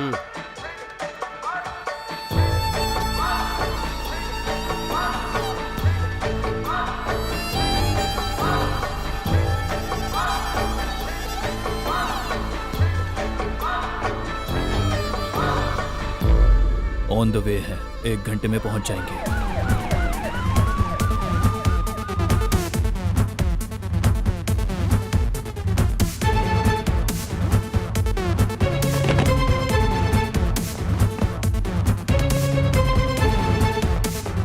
So Narayan Kutti, please brief the team about the details. Yes ma'am. So officers, David John Medal को किडनैप कर लिया गया है। इसके पीछे एक अनआइडेंटिफाइड टेररिस्ट ग्रुप है। अब तक मिली इंफॉर्मेशन के बेसिस पे ऐसा ही कह सकते हैं।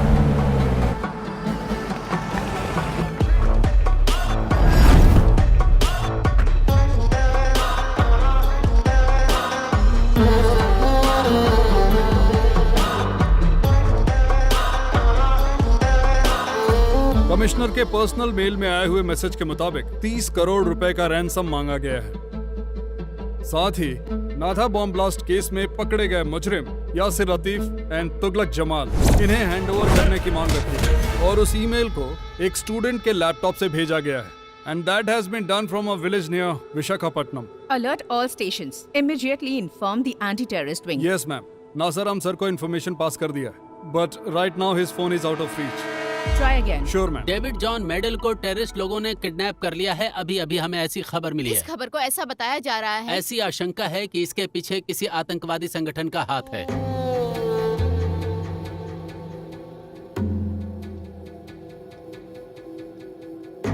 उस टेररिस्ट ग्रुप के दरवाजे को हमेशा के लिए बंद करना चाहिए था। वो ईमेल हमें गुमराह करने के लिए भी हो सकता है। उसे वहीं रहने दो। हमारा प्राइमरी कंसर्न डेविड की सेफ्टी है। Mister David will be safe sir. हमें अपने पूरे पुलिस फोर्स का यूज क्यों ना करना पड़े, हम उन्हें सुरक्षित वापस ले आएंगे। But that terrorist angle, I beg to defend sir. हमें जो लीड मिली है उसके मुताबिक 4 लोग हैं जिन्होंने डेविड को अगवा किया है। इसमें आतंकी संगठन का हाथ है या किसी दूसरे का, ये देखना होगा। मेरे प्यारे दर्शकों, आज हम फिर हाजिर हैं एक धमाकेदार खबर लेकर। अगर माँ के ऊपर बाप हाथ उठाए तो उसका भी कारण इस्लामिक संगठन है। आज की राजनीति में इसी को अहम मुद्दा बनाकर फैलाया जा रहा है। शुरू करते हैं। एक झूठा नाटक करने वाले शख्स के रूप में हमारे मुख्यमंत्री को देखा जा सकता है। मैंने जो बोला है वो David John medal kidnap case के बारे में है। सुबह सुबह इडली बेचने वाले लोग भी कह रहे हैं इस किडनैपिंग के पीछे इस्लामिक आतंकवादी संगठन है। अगर हम ऐसे ही अच्युतम नायर और उनकी पुलिस का तमाशा देखते रहे तो हमें हमारी जिंदगी और हमारे मजहब को गिरवी रखना पड़ेगा। मैं आज ही बोल रहा हूँ, कल अगर सच सामने आया तो इस आतंकवादी संगठन के पीछे इसी नायर का हाथ होगा, इसी अच्युतम नायर का। जिस तरह से इस पार्टी का इतिहास है, अगर डेविड सही सलामत जिंदा मिला तो ये उसके परिवार की खुशनसीबी होगी।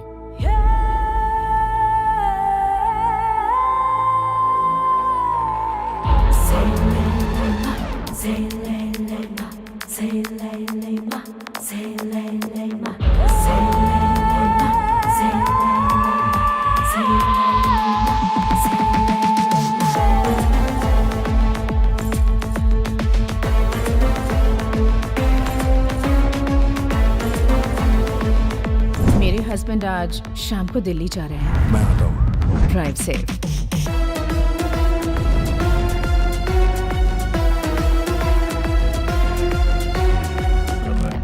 You are natural, darling. Oh my God.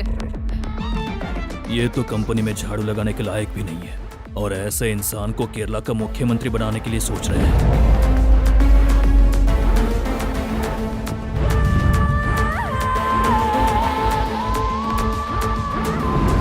Thanks for the night. I'm sorry. किस लिए?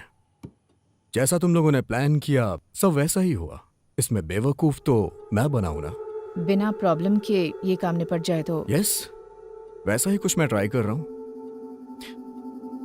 वैसे सच में तुम बहुत कमाल हो।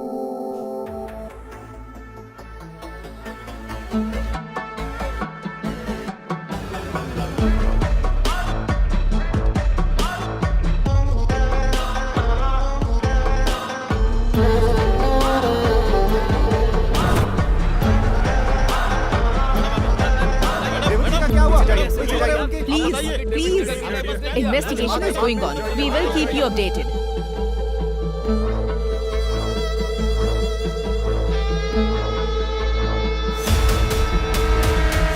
डेविड सर के परिवार और प्रॉपर्टी को प्रोटेक्शन देने के लिए ऊपर से ऑर्डर मिला है। यहाँ आने के लिए बहुत बहुत शुक्रिया सोफी बेटी। तुम्हारी ये प्रोटेक्शन तुम्हारी सरकार को ही मुबारक। इस प्रोटेक्शन के नाम पर ही मेरे परिवार के कितने लोग बलि चढ़े हैं। ऐसी प्रोटेक्शन हमें नहीं चाहिए। तुम्हारी पुलिस अब तक नहीं पता लगा पाई कि डेविड कहाँ है। इस तरह यहाँ पुलिस का जमावड़ा करके दिखावा करने का नाटक बंद करो।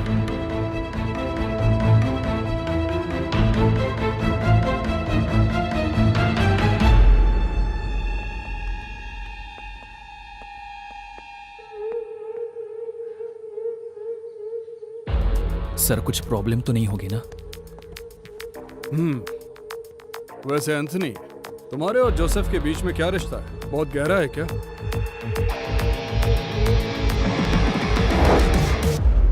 सीएम सर, कैंसर से रिलेटेड एक बहुत अच्छी बुक मार्केट में है, आप कहें तो मैं मंगवा दूं। मुझे पढ़ना होगा। अरे ऐसी बात नहीं है सर, बस मैं तो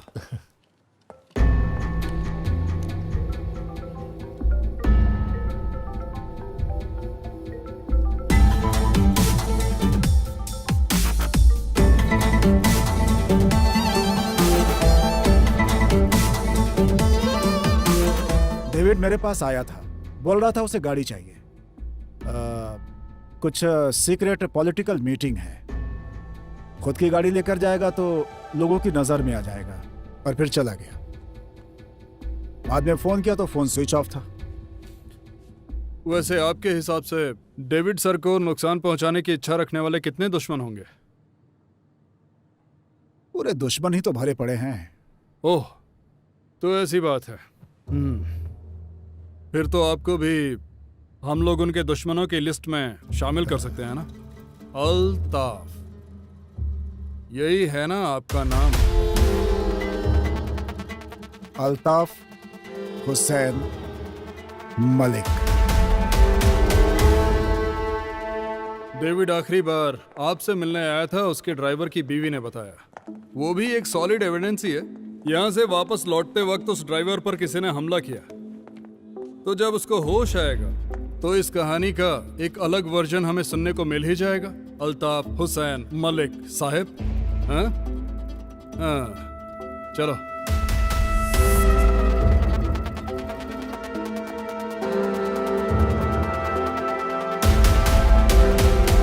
चलो बोलो, किसने तुम पे हमला किया? डेविड सर की भलाई के लिए बोलो, बताओ किसने हमला किया? डेविड सर की भलाई के लिए? उन्हें क्या हो गया? माते! सर आप गलत मत समझो, माते मुझे बोल रहा है। हाँ। अरे हाँ? तुम्हारे भाई लोग मास्क पहन के आएंगे तो भी मैं उन्हें पहचान लूंगा। अगर उन्होंने अपना हुलिया बदल लिया ना, तो भी वो लोग मेरे हाथों से नहीं बच के निकल सकते। भले ही वो लोग मुझे कितना मारे, पर वो जो चाहते हैं मैं उन्हें नहीं दूंगा। वो कौन है? वो सर क्या है ना, मेरे भाई और उनके बीच में नारियल के पेड़ों को लेकर कुछ झगड़ा हुआ था। कह रहे हैं उन लोगों ने ही ये किया है। सब वेस्ट। सुनिए, हो गया क्या?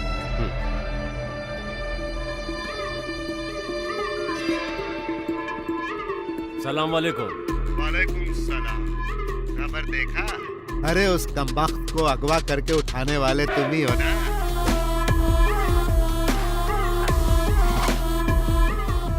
क्या हुआ, कुछ बोलते क्यों नहीं? कॉल रिकॉर्ड होने का डर है क्या? अरे आपके बारे में ऐसा सोच भी कैसे सकता हूँ? और क्या है? वहाँ कहानी कुछ अलग ही चल रही है। एक बार तह तक पहुंच जाऊं, फिर फोन करता हूं।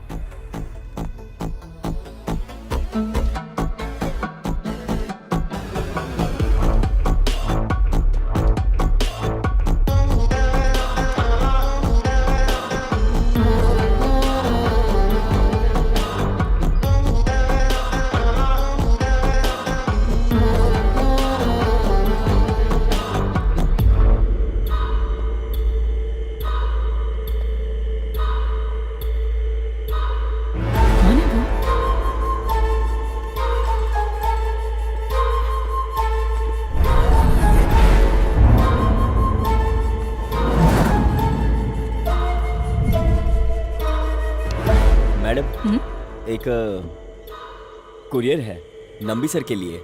नहीं, वो कल आएंगे। साइन।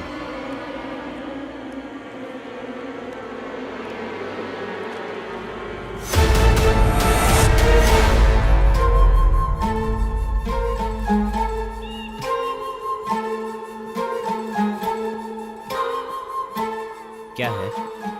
एक कुरियर आया है, शायद यहाँ के ओनर के लिए है।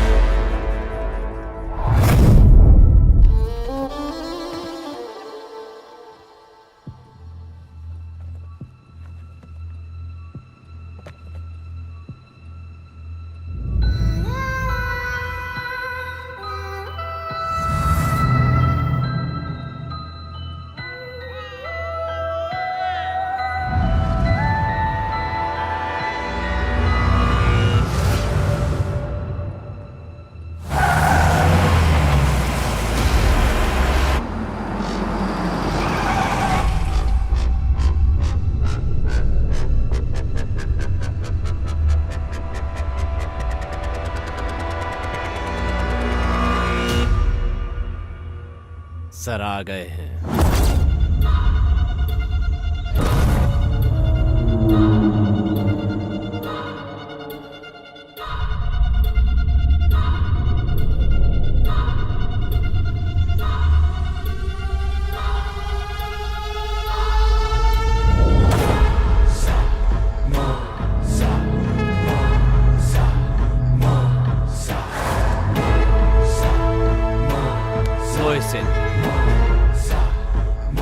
इकबाल,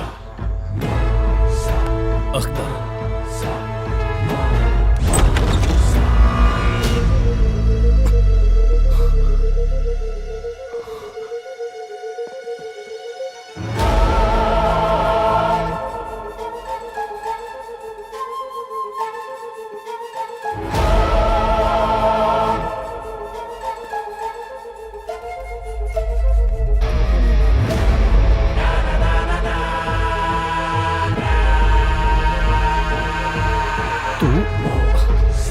यहाँ किस लिए? किस लिए? तू नहीं जानता ना कमीने?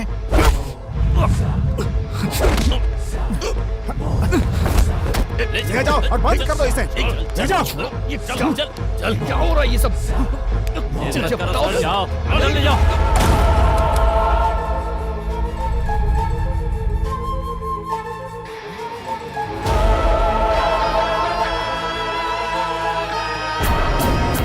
शाजिया मेरी बीवी है। सिर्फ इतना ही नहीं ना, अफगान की पुरानी योद्धा। पेट से होने की वजह से अभी इसने आतंकवाद को भुला दिया, यही सच्चाई है। तुम सब कुछ जानते हो। सब पता है। तुमने यही कहा था ना कि आसान काम नहीं है। डेविड जॉन मेडल कौन है, ये पूरी जानकारी निकाल ली है।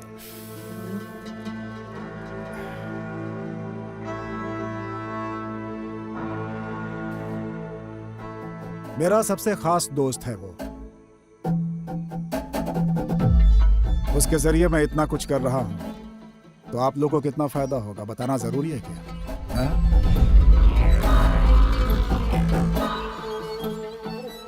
वैसे ये इतना आसान काम नहीं है भाई।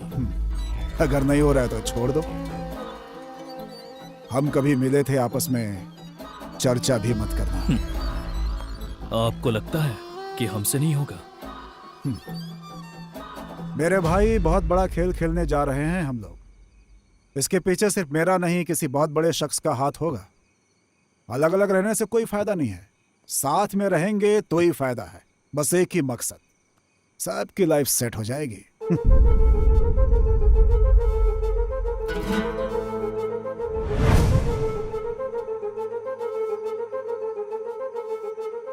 कितना मिलेगा? अगर काम बन गया तो 50, और अभी जो है एडवांस। काम होने के बाद 5 करोड़ सबके लिए अलग से।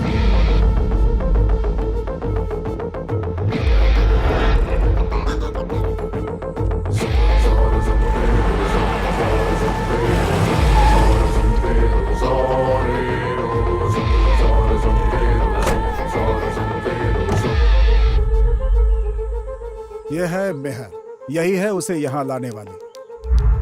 Come on, let's fix the deal.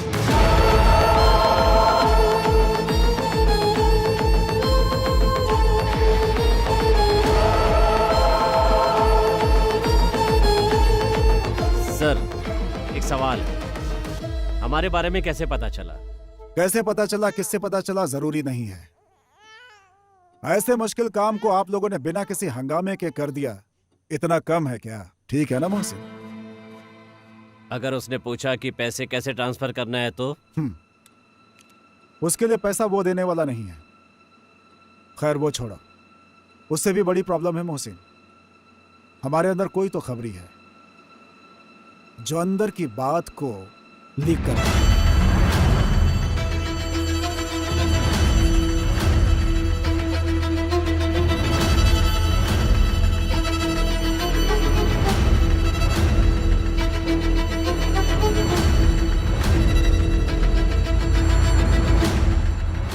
हम लोगों में से कोई भी नहीं है और इसके बारे में हम लोग कुछ जानते भी नहीं है। तुम्हें लगता है कि मैं ऐसा कुछ कर सकती हूँ? नो बेब, मैं ऐसा सोच भी नहीं सकता। उसे लेकर डरने की जरूरत नहीं है। जरा टीवी ऑन करो, देखते हैं न्यूज़ क्या आ रही है।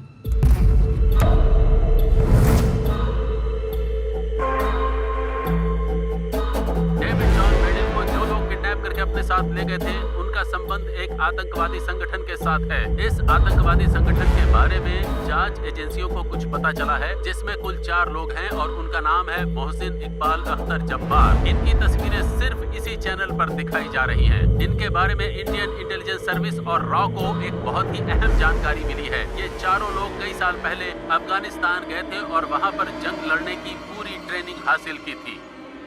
इसका मतलब हमारे पीछे कोई तो है। हो सकता है तुम लोगों में से कोई हो।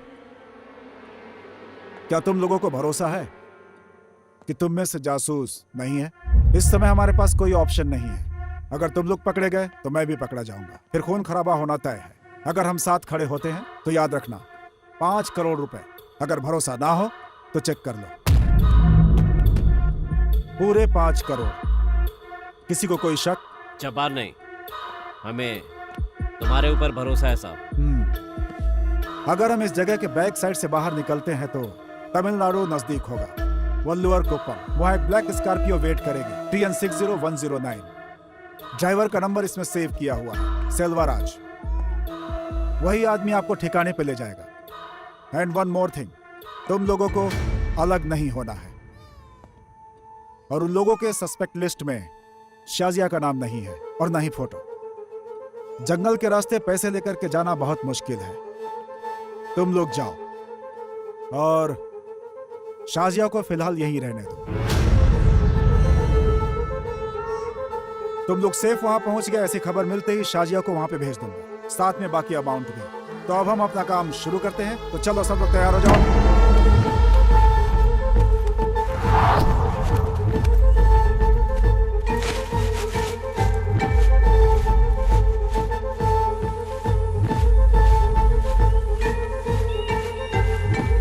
अब आप लोग यहां से नॉर्थ ईस्ट डायरेक्शन पकड़ के निकल जाओ। Be safe.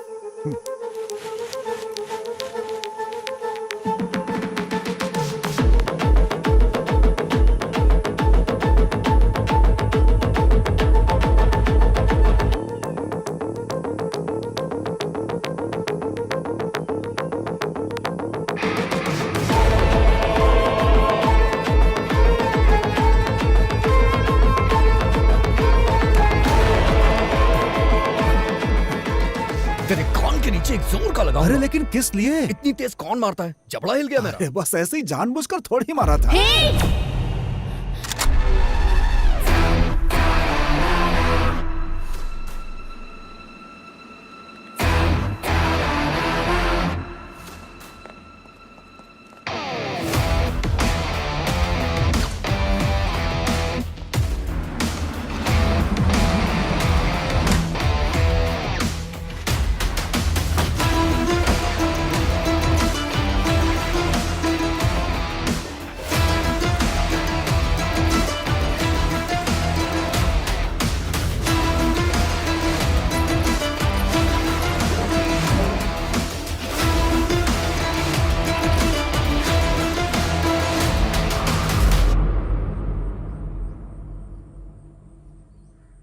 साहेब, हमारे साथ एक और नाम जोड़ लो, अनवर। पर उसको कुछ नहीं होगा अगर आप हमारे साथ खड़े रहे तो। समाज के लिए आपने हमेशा ये अच्छा काम किया है साहब, इसीलिए पता है कि आपके यहाँ से ऐसा कोई काम नहीं होगा। एक पैसा भी नहीं चाहिए।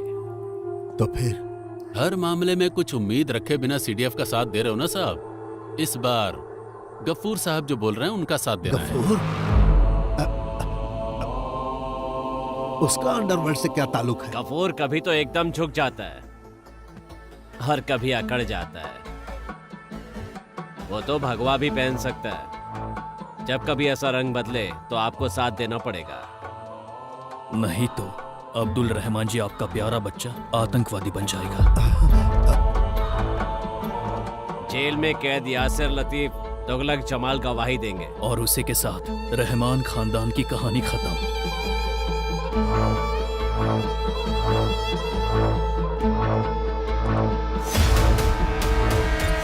अब्दुल रहमान सर ने पूरी बात बताकर मामले को समझा दिया। इस इलेक्शन में जैसा आप बोलते हो वैसा ही करेगा। उस आदमी को और कोई सहारा नहीं है। उसकी आवाज को पैसे खिलाकर बंद कर दो। ये कौन सी बड़ी बात है? एक काम तुम्हें करने के लिए दिया और वो तुमने कर दिया, बस इतना ही। औकात से ज्यादा बात मत करना। आप भी ऊंची आवाज में बात मत करिए। पहले की तरह आपकी बातों में आकर डर के मारे चुपचाप खड़े रहने वाले लड़के नहीं हैं हम।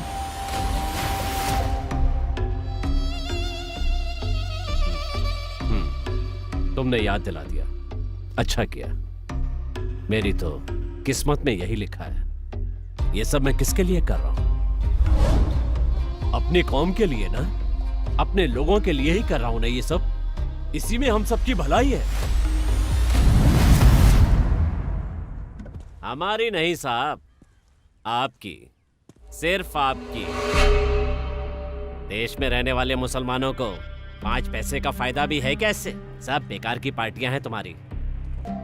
आजादी के नाम पर जब आपकी साजिश में फंसकर वहां के मासूमों को हम मार रहे थे, आपकी बातों में आकर गलत रास्ता पकड़ लिया। काबुल कैंप में जब ये रो रही थी तो इसके जिस्म को नोच रहे थे कमांडर। इसे तो ये भी नहीं पता था कि इसके पेट में किसका बच्चा है। गाड़ी घोड़ा बोट जो भी मिला बस किसी तरह से वापस आ गए हम लोग। तब एक ही बात समझ में आई साहब, दुनिया में सिर्फ एक ही मजहब है, पैसे। सिर्फ 2 ही जात हैं, अमीर और गरीब। अमीर होना ही सब कुछ है, फिर चाहे वो किसी भी मजहब का हो, हिंदू हो, क्रिश्चियन हो, मुस्लिम हो, कोई फर्क नहीं पड़ता। सच्चाई का पता चल गया है, अब डर नहीं लगता।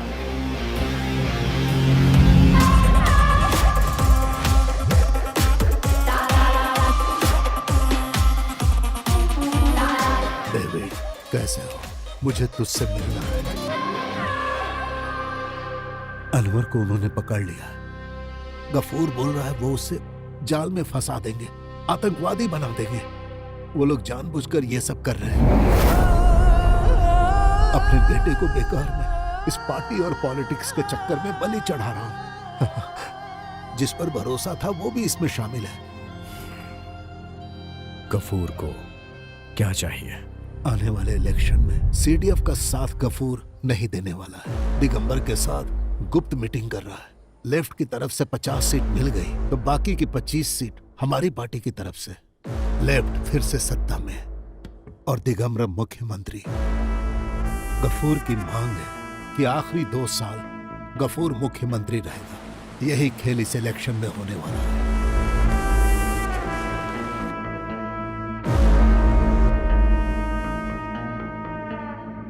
इस साजिश में मुझे साथ देना पड़ रहा है। जैसा गफूर बोलेगा उसकी कठपुतली बनकर पार्टी को लेफ्ट का साथ देना पड़ेगा।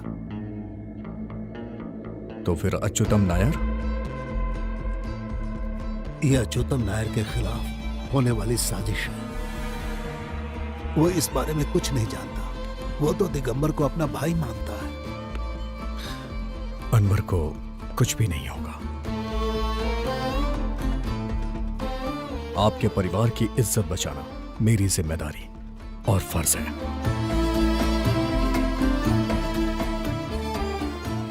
अगर मैं अनवर को सेव नहीं कर पाया तो भी पार्टी को बहुत सारे सपोर्टर्स मिल जाएंगे। गफूर लेफ्ट में चला गया तो हमारा सपोर्ट थोड़ा कमजोर भी हो सकता है, इसलिए गफूर को हमें साथ में रखना होगा पार्टी की मजबूती के लिए। तो ये सिर्फ अनवर को बचाने का खेल नहीं है ना? तुम्हें पता है पिताजी को एक कहानी बहुत पसंद थी। कभी कभी वो मुझे वो कहानी सुनाया करते थे।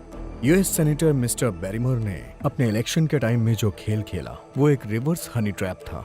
वो खुद से जाके हनी ट्रैप में फंसा और अपने दुश्मनों को पूरी तरह से खत्म कर दिया। उसी तरह हम भी उस हिस्ट्री को दोबारा रिपीट करेंगे। सो अनवर को जो अगवा करके ले गए उनके ही जरिए या इसमें तो बहुत रिस्क है। रिस्क ना हो तो फिर गेम का मजा ही क्या। सो डायरेक्टर साहब, 4 लोगों को लेकर मुझे हनी ट्रैप में फंसाकर एक बंगले में लॉक कर देना, बस इतना ही करना है तुम्हें। तुम सीरियस बोल रहे हो? मुझे तो लग रहा था कि कॉमेडी है। मेरे दोस्त, जो तुम्हारे सामने बैठा है ना, वो केरला का मुख्यमंत्री बनने जा रहा है। इससे बड़ा मजाक शायद तुम्हारे लिए कुछ नहीं होगा। मैं जैसा कह रहा हूँ वैसा करो, बाकी मैं देख लूंगा। तुम ये जो हनी ट्रैप बोल रहे हो उसके लिए कोई लड़की नहीं चाहिए? चाहिए ना, तुम उसे फोन करो। किसको? मल्लिका। अरे लेकिन उसे मैं समझाऊंगा क्या? तुम बुलाओ तो सही, वो आएगी। जाओ मिटा दो अपने इंडियन इंटेलिजेंस साथी का अहंकार। Long time Mister Black and I missed you. Same here. Hey, इस ऑपरेशन के लिए सिर्फ तुम्हारे नाम पर आई है ये, और उसे अंजाम देने के लिए इसने कितनी तैयारी कर रखी है इस बात को जानने की तो जरूरत ही नहीं है यार। So tell me gentlemen, what can I do for you? Simple, create a honey trap for me. ये पूरा प्लान तुम्हारा होगा और मैं एक मक्खी की तरह यहाँ आऊंगा इस घर में। Let me guess. A honey trap, but in the reverse? Like the Senator Barrymore story? Very good. देखा ना, मैंने बोला था। She is smartest lass we have in our company. ये तुमने करेक्ट बोला। Yeah. So, to Operation Honey Trap.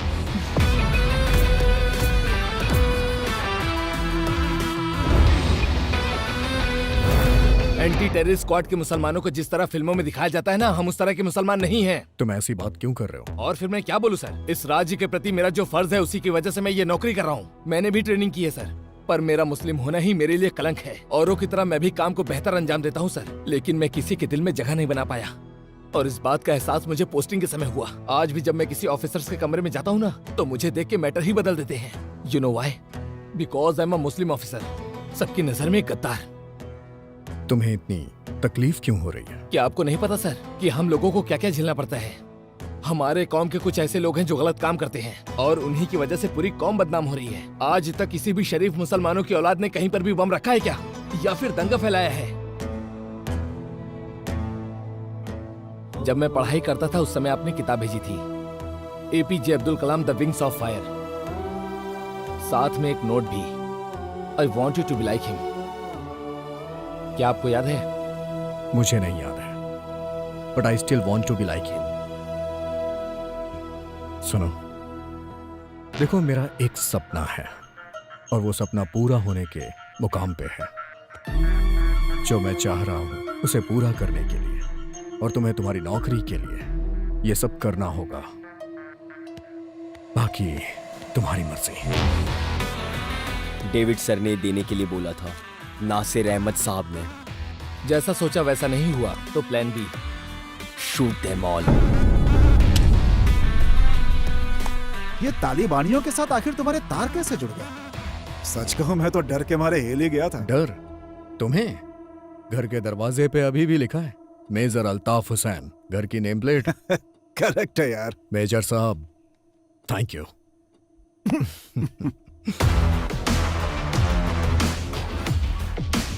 Mallika. Yes. Give me your phone.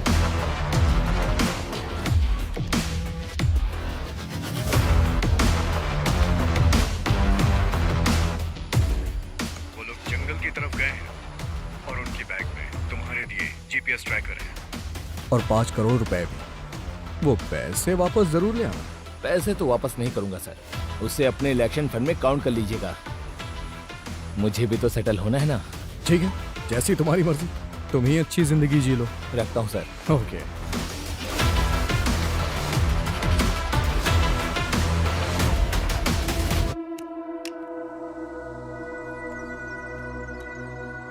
देखो, फैसला तुम्हारे हाथ में है कि अब आगे तुम्हें क्या करना है। मैं तुम्हें एक मौका दूंगा।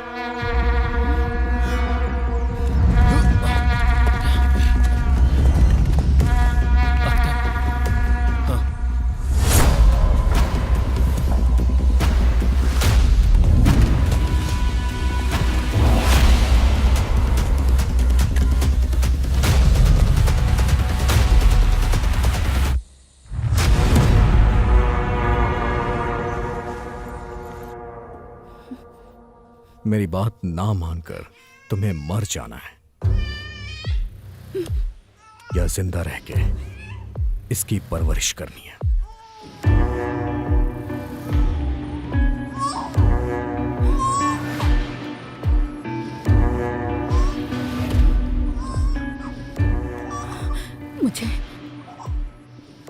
मुझे जीना है, अपने बच्चे की परवरिश करनी है।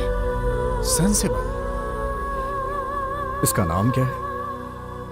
आजाद। आजाद? वैसे दुनिया का सबसे सुंदर नाम है ना ये अल्ताफ? आजाद, स्वतंत्र, अपनी मर्जी का मालिक। चलो बताओ, अनवर कहाँ है? तुम्हें फैसला लेने का मौका दिया है ना, अब तो खुलकर बोलना ही पड़ेगा बच्ची।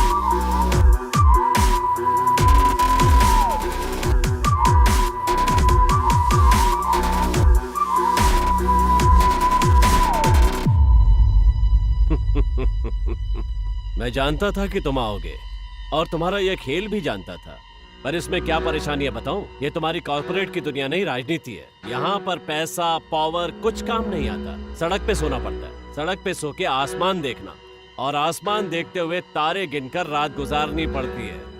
ये तुमसे नहीं हो पाएगा। मैंने जिन 4 लोगों को काम पर लगाया है ना, उनका तो कुछ नहीं बिगाड़ सकता।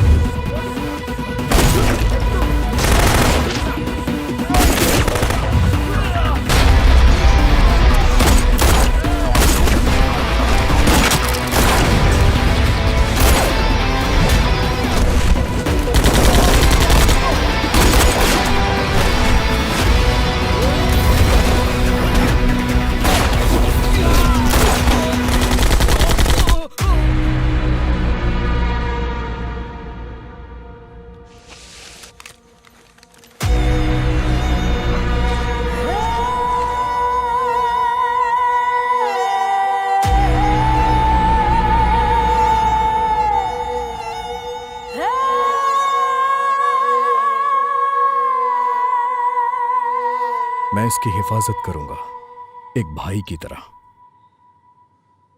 और इसके बच्चे की परवरिश भी। आज के बाद ये दोनों सड़क पर नहीं रहेंगे, शानदार महल में रहेंगे।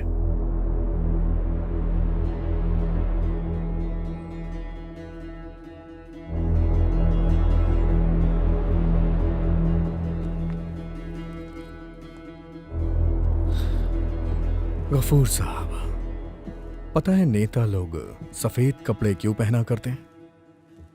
मित्र शत्रु बने तो पहचान सके, शत्रु मित्र बने तो पहचान सके। इसलिए आप मुझे पहचानिए। वैसे मेरे कपड़े काले हैं, आप मुझे कैसे पहचानेंगे?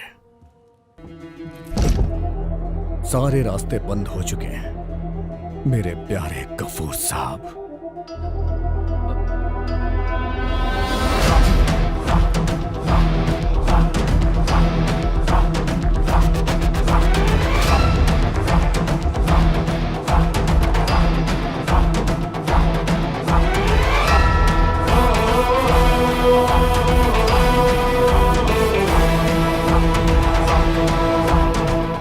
एक बहुत बड़ी जंग खत्म हुई है। ऐसा किसी के साथ भी हो सकता है।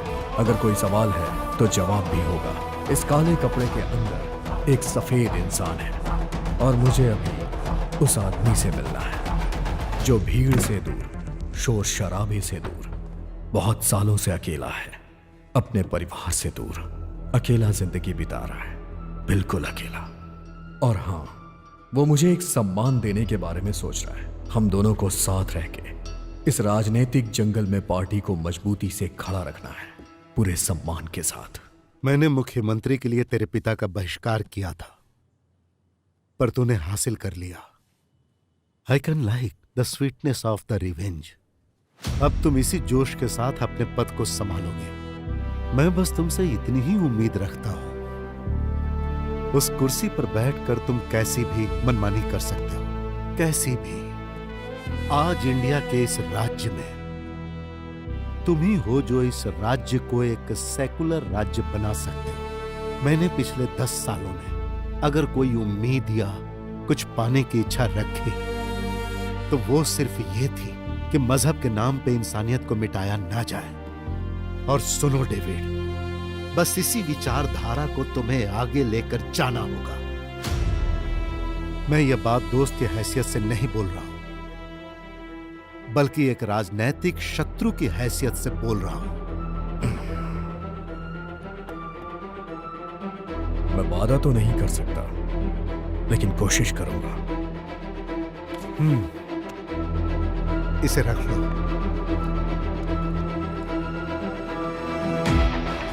तुम्हारा नाम क्या है? अरे इधर तो आओ, मेरे पास चुपचाप चले आओ। अगर अपना भला चाहते हो तो ना मत करो।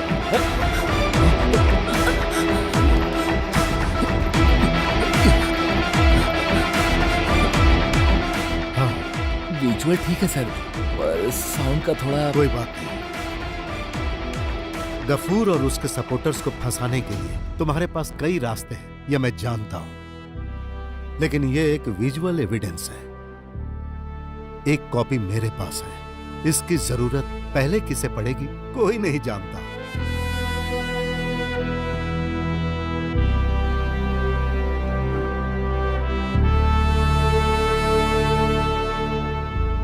थैंक्स। इसके लिए नहीं तो फिर किसी को जरा भी खबर नहीं हुई कि आप मेरे साथ हैं, और आपने मुझे धोखा भी नहीं दिया। यही आपकी खूबी है। लाल सलाम कैप्टन। लाल सलाम।